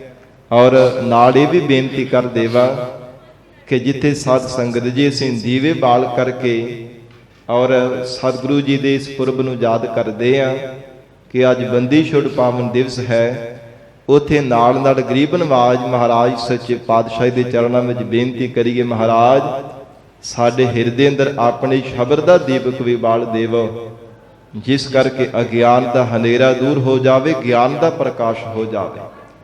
ਇਕੱਲਾ ਚਾਰ ਪਟਾਕੇ ਚਲਾ ਕੇ ਤੇ ਸਾਧ ਸੰਗਤ ਜੀ ਦੀਵੇ ਬਾਲ ਕਰਕੇ ਇਸੇ ਤਰ੍ਹਾਂ ਹੀ ਪੁਰਬ ਨੂੰ ਮਨਾ ਕਰਕੇ ਅਸੀਂ ਮਹਾਰਾਜ ਸੱਚੇ ਪਾਤਸ਼ਾਹ ਦੀ ਖੁਸ਼ੀਆਂ ਤੋਂ ਵਾਂਝੇ ਨਾ ਰਹਿ ਜਾਈਏ। ਕਿਉਂਕਿ ਗਰੀਬ ਨਵਾਜ ਸਤਿਗੁਰੂ ਸੱਚੇ ਪਾਤਸ਼ਾਹੀ ਦੇ ਜਿਹੜੇ ਬਖਸ਼ੇ ਹੋਏ ਉਪਦੇਸ਼ ਹਨ, ਮਹਾਰਾਜ ਸੱਚੇ ਪਾਤਸ਼ਾਹ ਜੀ ਦੀ ਬਖਸ਼ੀ ਹੋਈ ਜੋ ਸਿੱਖਿਆ ਉਹਨੂੰ ਵੀ ਜੀਵਨ ਦੇ ਵਿੱਚ ਧਾਰਨ ਕਰਨਾ ਇਹ ਸਾਡਾ ਫਰਜ਼ ਬਣਦਾ ਹੈ। ਇਸ ਲਈ ਬੇਨਤੀ ਹੈ ਸਾਧ ਸੰਗਤ ਜੀ, ਜੋ ਪਤਿਤ ਪੁਣੇ ਤੇ ਨਸ਼ਿਆਂ ਵਿੱਚ ਗਲਤਾਨ ਹਨ, ਉਹ ਪਤਿਤ ਪੁਣੇ ਤੇ ਨਸ਼ਿਆਂ ਨੂੰ ਤਿਆਗ ਕਰਕੇ ਸ਼ਬਦ ਗੁਰੂ ਸ੍ਰੀ ਗੁਰੂ ਗ੍ਰੰਥ ਸਾਹਿਬ ਸੱਚੇ ਪਾਤਸ਼ਾਹ ਦੇ ਲੜ ਲੱਗ ਕੇ ਜੀਵਨ ਸਫਲਾ ਬਣਾਓ, ਸਤਿਗੁਰੂ ਜੀ ਦੀਆਂ ਖੁਸ਼ੀਆਂ ਪ੍ਰਾਪਤ ਕਰੋ। ਫਿਰ ਤੋਂ ਆਪ ਸੰਗਤ ਨੂੰ ਬੰਦੀ ਛੋੜ ਦਿਵਸ ਦੀਆਂ ਬੇਅੰਤ ਵਧਾਈਆਂ ਹੋਵਣ। ਸਾਧ ਸੰਗਤ ਜੀ, ਹੁਣ ਲਗਭਗ 7 ਵਜੇ ਦੇ ਨਾਲ ਜੋ ਪਰਸੋਂ ਰੋਜ਼ ਤੋਂ ਸ੍ਰੀ ਅਖੰਡ ਪਾਠ ਸਾਹਿਬ ਪ੍ਰਾਰੰਭ ਹੋਈ ਸਨ, ਭੋਗ ਪੈਣੇ ਆ। ਆਪ ਸੰਗਤ ਨੇ ਇਸੇ ਤਰ੍ਹਾਂ ਪਿਆਰ ਦੇ ਨਾਲ ਹਾਜ਼ਰੀਆਂ ਭਰ ਕੇ ਖੁਸ਼ੀਆਂ ਪ੍ਰਾਪਤ ਕਰਨੀਆਂ ਨੇ। ਮਹਾਰਾਜ ਸੱਚੇ ਪਾਤਸ਼ਾਹ ਜੀ ਦੀ ਪਾਵਨ ਜੋ ਧੰਨ ਗੁਰੂ ਤੇਗ ਬਹਾਦਰ ਸਾਹਿਬ ਮਹਾਰਾਜ ਨਾਮੇ ਪਾਤਸ਼ਾਹੀ ਦੇ ਸ਼ਲੋਕ ਹਨ, ਸਤਿਗੁਰਾਂ ਦੀ ਵੈਰਾਗਮਈ ਬਾਣੀ ਹੈ। ਪਾਵਨ ਗੁਰਬਾਣੀ ਸਰਵਣ ਕਰਕੇ ਅਰਦਾਸ ਵਿੱਚ ਸ਼ਾਮਲ ਹੋ ਕਰਕੇ ਸਤਿਗੁਰੂ ਜੀ ਦੀਆਂ ਖੁਸ਼ੀਆਂ ਪ੍ਰਾਪਤ ਕਰਨੀਆਂ ਨੇ। ਆਓ ਹੁਣ ਚੰਦ ਕੁ ਮਿੰਟ ਹੋਰ ਵੀ ਗੁਰੂ ਚਰਨਾਂ ਵਿੱਚ ਬੈਠ ਕੇ ਜੋ ਲੜੀਵਾਰ ਹਰ ਰੋਜ਼ ਗੁਰਬਾਣੀ ਦੀ ਕਥਾ ਸਰਵਣ ਕਰਦੇ ਹਾਂ, ਕੇਵਲ ਸਾਧ ਸੰਗਤ ਜੀ ਆਖਰੀ ਅਰਥ ਕਰਕੇ ਫਿਰ ਸਮਾਪਤੀ ਹੈ। ਇੱਕ ਵਾਰ ਧੰਨ ਸ੍ਰੀ ਗੁਰੂ ਗ੍ਰੰਥ ਸਾਹਿਬ ਮਹਾਰਾਜ ਸਾਹਿਬ ਜੀ ਦੇ ਚਰਨਾਂ ਦਾ ਧਿਆਨ ਧਾਰਨ ਕਰਕੇ ਰਸਨਾ ਤੋਂ ਪਿਆਰ ਦੇ ਨਾਲ ਉਚਾਰਨ ਕਰੋ ਜੀ। ਸਤਨਾਮ ਸ੍ਰੀ ਵਾਹਿਗੁਰੂ ਸਾਹਿਬ ਜੀ। ਇੱਕ ਓੰਕਾਰ ਸਤਿਗੁਰ ਪ੍ਰਸਾਦ। ਗੂਜਰੀ ਮਹੱਲਾ ਚੌਥਾ ਘਰ ਤੀਜਾ। ਧੰਨ ਸਤਿਗੁਰੂ ਸ੍ਰੀ ਗੁਰੂ ਰਾਮਦਾਸ ਸਾਹਿਬ ਸੱਚੇ ਪਾਤਸ਼ਾਹ ਜੀ ਮਹਾਰਾਜ ਤੀਸਰੇ ਘਰ ਸੁਰ ਤਾਲ ਅੰਦਰ ਗੂਜਰੀ ਰਾਗ ਵਿੱਚ ਸ਼ਬਦ ਰਾਹੀਂ ਉਪਦੇਸ਼ ਬਖਸ਼ਿਸ਼ ਕਰ ਰਹੇ ਹਨ। ਇੱਕ ਅਦਵੈਤ ਸਰੂਪ ਹੈ, ਓੰਕਾਰ ਸਰਬ ਜੀਵਾਂ ਦਾ ਪ੍ਰਕਾਸ਼ਕ ਹੈ। ਸਤਿਗੁਰੂ ਜੀ ਦੀ ਕਿਰਪਾ ਦੁਆਰਾ ਪਰਮੇਸ਼ਰ ਦੀ ਪ੍ਰਾਪਤੀ ਹੋ ਸਕਦੀ ਹੈ। ਇਹ ਸ਼ਬਦ ਦੀ ਉਥਾਨਕਾ ਹੈ। ਸਾਧ ਸੰਗਤ ਜੀ, ਜਦੋਂ ਧੰਨ ਸ੍ਰੀ ਗੁਰੂ ਰਾਮਦਾਸ ਸਾਹਿਬ ਜੀ ਮਹਾਰਾਜ ਹਜ਼ੂਰ ਨੂੰ ਗੁਰਤਾ ਗੱਦੀ ਦੀ ਦਾਤ ਪ੍ਰਾਪਤ ਹੋਈ ਹੈ, ਧੰਨ ਗੁਰੂ ਅਮਰਦਾਸ ਸਾਹਿਬ ਮਹਾਰਾਜ ਸੱਚੇ ਪਾਤਸ਼ਾਹ ਜੀ ਜਿਸ ਸਮੇਂ ਸੰਮਤ 1638 ਬਿਕਰਮੀ ਨੂੰ ਗਰੀਬ ਨਵਾਜ ਮਹਾਰਾਜ ਜੋਤੀ ਜੋਤ ਸਮਾ ਗਏ ਸਨ, ਤੇ ਸਤਿਗੁਰੂ ਰਾਮਦਾਸ ਸਾਹਿਬ ਮਹਾਰਾਜ ਵੈਰਾਗ ਦੇ ਵਿੱਚ ਹਰ ਸਮੇਂ ਰਿਹਾ ਕਰਦੇ। ਜਿੱਥੇ ਸਤਿਗੁਰੂ ਸੱਚੇ ਪਾਤਸ਼ਾਹ ਗੁਰੂ ਅਮਰਦਾਸ ਸਾਹਿਬ ਮਹਾਰਾਜ ਸਾਹਿਬ ਜੀ ਦੇ ਪਾਵਨ ਸਰੀਰ ਦਾ ਸੰਸਕਾਰ ਕੀਤਾ ਸੀ, ਸਾਧ ਸੰਗਤ ਜੀ ਉਸ ਥਾਂ ਤੇ ਜਾ ਕਰਕੇ ਬੜਾ ਵੈਰਾਗ ਮਨ ਵਿੱਚ ਧਾਰਨ ਕਰਦੇ ਔਰ ਕਿਸੇ ਨਾਲ ਵੀ ਕੋਈ ਵਚਨ ਮਿਲਾਸ ਨਹੀਂ ਸਨ ਕਰਦੇ। ਤੇ ਜਦੋਂ ਸੰਗਤ ਇਕੱਠੀ ਹੋ ਕਰਕੇ ਆਈ, ਮਨ ਵਿੱਚ ਵਿਚਾਰਾਂ ਕੀਤੀਆਂ ਕਿ ਜੇ ਗੁਰਤਾ ਗੱਦੀ ਤੇ ਬਿਰਾਜਮਾਨ ਹਨ ਸਤਿਗੁਰੂ ਰਾਮਦਾਸ ਸਾਹਿਬ ਮਹਾਰਾਜ, ਤੇ ਕਿਸੇ ਨਾਲ ਕੋਈ ਵਚਨ ਵਿਲਾਸ ਕਿਉਂ ਨਹੀਂ ਕਰਦੇ ਪਏ। ਔਰ ਇਉਂ ਜਦੋਂ ਸਾਧ ਸੰਗਤ ਜੀ ਬਾਬਾ ਬੁੱਢਾ ਜੀ ਆਦਿਕ ਜਿਹੜੇ ਮੁਖੀ ਸਿੱਖ ਸਨ, ਤੇ ਇਹਨਾਂ ਨੇ ਮਹਾਰਾਜ ਸਾਹਿਬ ਜੀ ਦੇ ਚਰਨਾਂ ਵਿੱਚ ਆ ਕੇ ਬੇਨਤੀ ਕੀਤੀ ਹੈ, ਹੇ ਗਰੀਬ ਨਵਾਜ ਸਤਿਗੁਰੂ ਜੀ, ਸੰਗਤ ਆਪ ਜੀ ਦੇ ਦੀਦਾਰ ਕਰਨ ਵਾਸਤੇ ਲੋਚਦੀ ਪਈ ਹੈ, ਕਿਰਪਾ ਕਰੋ ਮਹਾਰਾਜ ਸੰਗਤ ਨੂੰ ਦੀਦਾਰ ਬਖਸ਼ਿਸ਼ ਕਰੋ। ਫਿਰ ਮਹਾਰਾਜ ਸਾਹਿਬ ਜੀ ਨੇ ਇਹ ਪਾਵਨ ਸ਼ਬਦ ਉਚਾਰਨ ਕੀਤਾ ਸੀ, ਵੈਰਾਗਮਈ ਸ਼ਬਦ ਉਚਾਰਨ ਕੀਤਾ ਹੈ ਕਿ ਸੰਸਾਰ ਦੇ ਅੰਦਰ ਜੋ ਕੁਝ ਵੀ ਪਰਮਾਤਮਾ ਨੇ ਬਖਸ਼ਿਆ ਹੈ, ਜਿਤਨੀ ਵੀ ਸੰਸਾਰ ਦੀ ਖੇਡ ਚੱਲ ਰਹੀ ਹੈ, ਸਾਰੀ ਪ੍ਰਕਿਰਤੀ ਪਰਮੇਸ਼ਰ ਦੀ ਬਣਾਈ ਹੋਈ ਰਚੀ ਹੋਈ ਰਚਨਾ ਹੈ। ਮਹਾਰਾਜ ਸੱਚੇ ਪਾਤਸ਼ਾਹ ਫਰਮਾਉਂਦੇ ਹਨ, ਮਾਈ ਬਾਪ ਪੁੱਤਰ ਸਭ ਹਰ ਕੇ ਕੀਏ। ਧੰਨ ਗੁਰੂ ਰਾਮਦਾਸ ਸਾਹਿਬ ਮਹਾਰਾਜ ਕਹਿਣ ਲੱਗੇ, ਗੁਰਸਿੱਖੋ, ਮਾਈ ਮਾਤਾ ਤੇ ਪਿਤਾ ਪੁੱਤਰ ਸਭ ਕੁਝ ਕਹਿੰਦੇ ਪਰਮੇਸ਼ਰ ਦਾ ਬਣਾਇਆ ਹੋਇਆ ਹੈ। ਇਹ ਜੋ ਕੁਝ ਵੀ ਜੀਵਨ ਦੇ ਅੰਦਰ ਮਿਲਿਆ, ਕੋਈ ਪਿਤਾ, ਕੋਈ ਮਾਤਾ, ਕੋਈ ਭੈਣ, ਭਰਾ, ਪੁੱਤਰ ਹੈ, ਸਾਧ ਸੰਗਤ ਜੀ ਪੂਰਬਲੇ ਕਰਮਾਂ ਕਰਕੇ ਸੰਜੋਗ ਬਣਦਾ ਹੈ, ਪੂਰਬਲੇ ਕਰਮਾਂ ਕਰਕੇ। ਤੇ ਮਹਾਰਾਜ ਸਾਹਿਬ ਜੀ ਕਹਿੰਦੇ, ਗੁਰਸਿੱਖੋ, ਇਹ ਸਾਰਾ ਸੰਜੋਗ ਪਰਮੇਸ਼ਰ ਦਾ ਬਣਾਇਆ ਹੋਇਆ ਹੈ। ਸਭਨਾ ਕੋ ਸੰਬੰਧ ਹਰ ਕਰ ਦੀਏ। ਤੇ ਸਾਰਿਆਂ ਦਾ ਸੰਬੰਧ ਹਰੀ ਅਕਾਲ ਪੁਰਖ ਪਰਮੇਸ਼ਰ ਨੇ ਆਪ ਹੀ ਬਣਾਇਆ ਹੈ, ਪ੍ਰਾਰਬਧ ਅਨੁਸਾਰ, ਕਰਮਾਂ ਅਨੁਸਾਰ। ਕੋਈ ਕਿਸੇ ਦਾ ਮਾਤਾ, ਕੋਈ ਪਿਤਾ, ਕੋਈ ਭੈਣ ਤੇ ਕੋਈ ਭਰਾ ਬਣਿਆ ਹੋਇਆ ਹੈ। ਔਰ ਇਸੇ ਪ੍ਰਕਾਰ ਮਾਈ ਬਾਪ ਪੁੱਤਰ ਸਭ ਹਰ ਕੇ ਕੀਏ। ਜੀਵਨ ਦੇ ਅੰਦਰ ਸਾਧ ਸੰਗਤ ਜੀ ਜੋ ਮਾਂ ਦੀ ਤਰ੍ਹਾਂ ਖੇਮਾ ਦੀ ਪ੍ਰਾਪਤੀ ਹੋ ਜਾਣੀ ਹੈ, ਔਰ ਸਾਧ ਸੰਗਤ ਪਿਤਾ ਦੀ ਤਰ੍ਹਾਂ ਸੰਤੋਖ ਦੀ ਪ੍ਰਾਪਤੀ ਹੋ ਜਾਣੀ, ਪੁੱਤਰ ਦੀ ਤਰ੍ਹਾਂ ਗਿਆਨ ਦੀ ਪ੍ਰਾਪਤੀ ਹੋ ਜਾਣੀ। ਇਹ ਸ਼ੁਭ ਗੁਣ ਜੀਵਨ ਦੇ ਅੰਦਰ ਪਰਮਾਤਮਾ ਬਖਸ਼ੇ ਤਾਂ ਮਿਲਦੇ ਹੈ। ਖੇਮਾ, ਸੰਤੋਖ ਅਤੇ ਗਿਆਨ ਰੂਪੀ ਪੁੱਤਰ। ਔਰ ਇਸੇ ਪ੍ਰਕਾਰ ਜਾਂ ਕਹਿ ਲਈਏ ਕਿ ਦਇਆ ਰੂਪ ਮਾਂ ਹੋਵੇ, ਸੰਤੋਖ ਰੂਪੀ ਪਿਤਾ ਹੋਵੇ, ਤਾਂ ਗਿਆਨ ਰੂਪੀ ਪੁੱਤਰ ਦਾ ਜਨਮ ਹੁੰਦਾ ਹੈ। ਜੀਵਨ ਦੇ ਅੰਦਰ ਤਾਂ ਗਿਆਨ ਦੀ ਪ੍ਰਾਪਤੀ ਹੁੰਦੀ ਹੈ ਜੇ ਦਇਆ ਤੇ ਸੰਤੋਖ ਜੀਵ ਦੇ ਹਿਰਦੇ ਅੰਦਰ ਹੁੰਦਾ ਹੈ, ਤਾਂ ਮਹਾਰਾਜ ਕਹਿੰਦੇ ਗਿਆਨ ਰੂਪੀ ਪੁੱਤਰ ਪੈਦਾ ਹੁੰਦਾ ਹੈ। ਪਰ ਪਰਮੇਸ਼ਰ ਕਿਰਪਾ ਕਰੇ ਤਾਂ ਜੀਵਨ ਦੇ ਅੰਦਰ ਪ੍ਰਾਪਤੀ ਹੁੰਦੀ ਹੈ।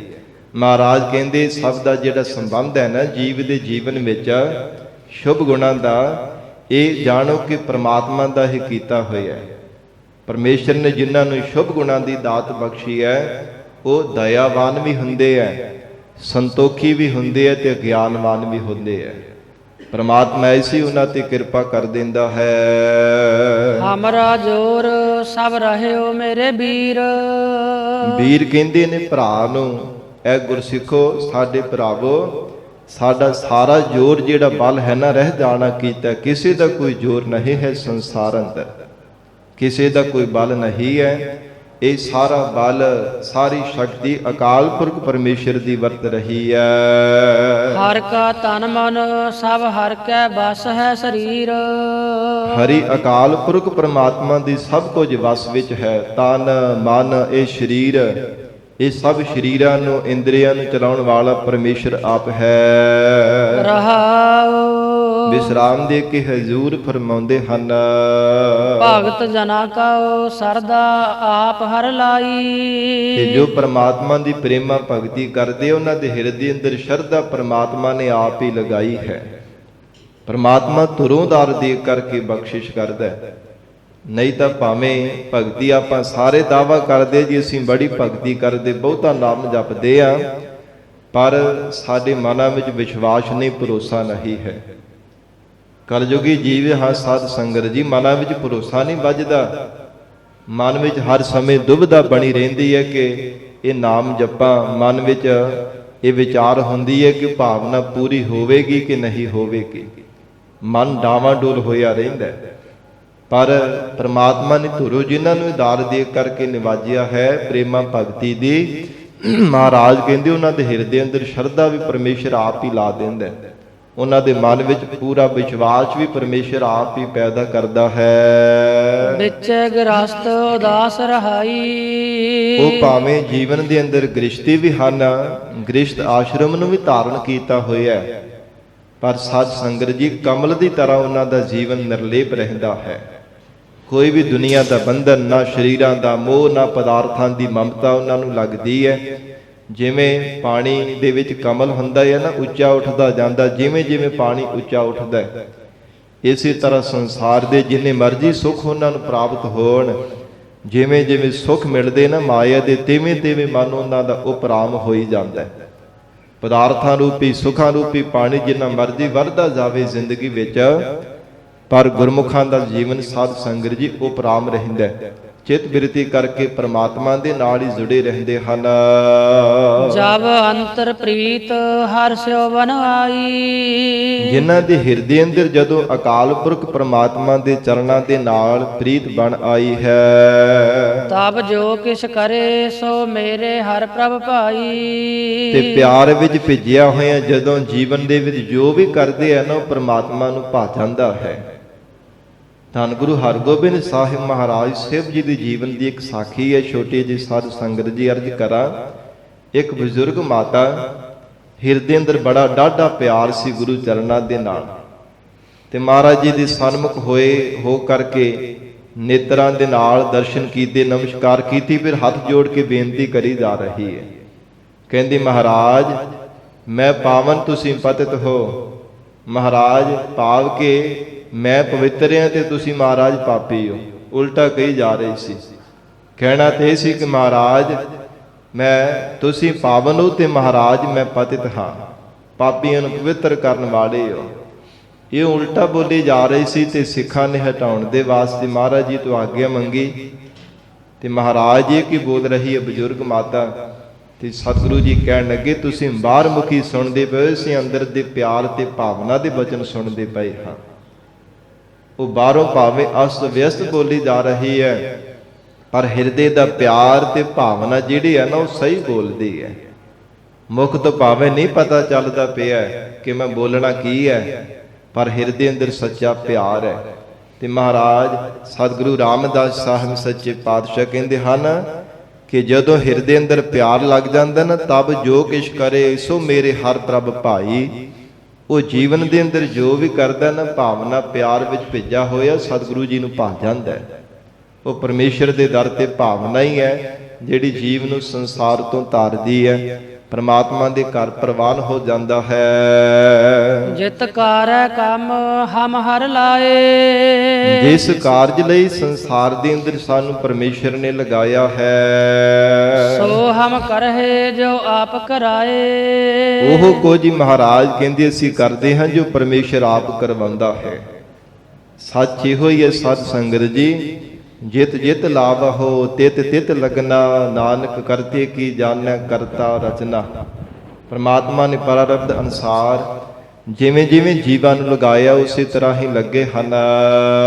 ਜਿਨ ਕੀ ਭਗਤ ਮੇਰੇ ਪ੍ਰਭ ਭਾਈ, ਜਿਨ੍ਹਾਂ ਦੀ ਪ੍ਰੇਮਾ ਭਗਤੀ ਪਰਮਾਤਮਾ ਨੂੰ ਭਾ ਗਈ ਹੈ, ਜਿਨ੍ਹਾਂ ਨੇ ਪਿਆਰ ਵਿੱਚ ਭਿੱਜ ਕੇ ਵਾਹਿਗੁਰੂ ਤੇ ਵਿਸ਼ਵਾਸ ਰੱਖ ਕੇ ਪਰਮਾਤਮਾ ਦਾ ਸਿਮਰਨ ਕੀਤਾ, ਜਿਨ੍ਹਾਂ ਦੀ ਕੀਤੀ ਹੋਈ ਬੰਦਗੀ ਪਰਮਾਤਮਾ ਨੂੰ ਭਾਈ ਹੈ, ਤੇ ਜਨ ਨਾਨਕ RAM ਨਾਮ ਲਿਵ ਲਾਈ। ਸਤਿਗੁਰੂ ਰਾਮਦਾਸ ਸਾਹਿਬ ਮਹਾਰਾਜ ਜੀ ਸਮਾਪਤੀ ਦੀਆਂ ਪੰਕਤੀਆਂ ਵਿੱਚ ਉਚਾਰਨ ਕਰ ਰਹੇ ਹਨ। ਐ ਗੁਰਸਿੱਖੋ, ਉਹਨਾਂ ਦੀ ਜੀਵਨ ਭਰ ਰਮੇ ਹੋ ਰਮੰਤੀ ਅਕਾਲ ਪੁਰਖ ਪਰਮਾਤਮਾ ਦੇ ਚਰਨਾਂ ਵਿੱਚ ਲਿਵ ਲੱਗੀ ਹੈ, ਜਿਨ੍ਹਾਂ ਦੀ ਪ੍ਰੇਮਾ ਭਗਤੀ, ਜਿਨ੍ਹਾਂ ਦੀ ਭਾਵਨਾ ਪਰਮੇਸ਼ਰ ਨੂੰ ਭਾ ਗਈ ਹੈ। ਪਰਮਾਤਮਾ ਨੇ ਉਹਨਾਂ ਦੀ ਚਿੱਤ ਬਿਰਤੀ ਨੂੰ ਆਪਣੇ ਚਰਨਾਂ ਦੇ ਨਾਲ ਜੋੜ ਕਰਕੇ ਰੱਖਿਆ। ਐਸਾ ਉਹਨਾਂ ਗੁਰਮੁਖਾਂ ਦਾ ਪਿਆਰ ਵਾਹਿਗੁਰੂ ਜੀ ਦੇ ਚਰਨਾਂ ਵਿੱਚ ਲੱਗਾ ਹੈ। ਸਰੀਰ ਕਰਕੇ ਭਾਵੇਂ ਉਹ ਸੰਸਾਰ ਦੇ ਅੰਦਰ ਵਿਚਰਦੇ ਹੈ, ਪਰ ਉਹਨਾਂ ਦੀ ਲੇਪ ਪਰਮਾਤਮਾ ਦੇ ਚਰਨਾਂ ਵਿੱਚ ਜੁੜੀ ਰਹਿੰਦੀ ਹੈ। ਹਿਰਦੇ ਵਿੱਚ ਹਰ ਸਮੇਂ ਹਰ ਸਵਾਸ ਦੇ ਨਾਲ ਪਰਮਾਤਮਾ ਦਾ ਸਿਮਰਨ ਹੁੰਦਾ ਹੈ।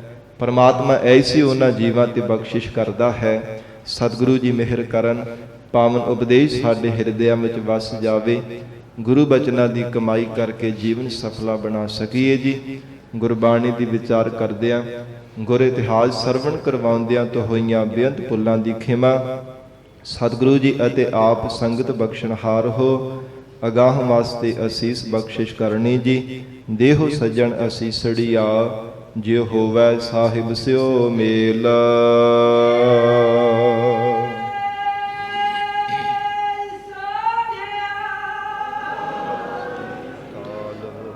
ਜਿਤ ਕਾਰੈ ਕੰਮ ਹਮ ਹਰ ਲਾਏ,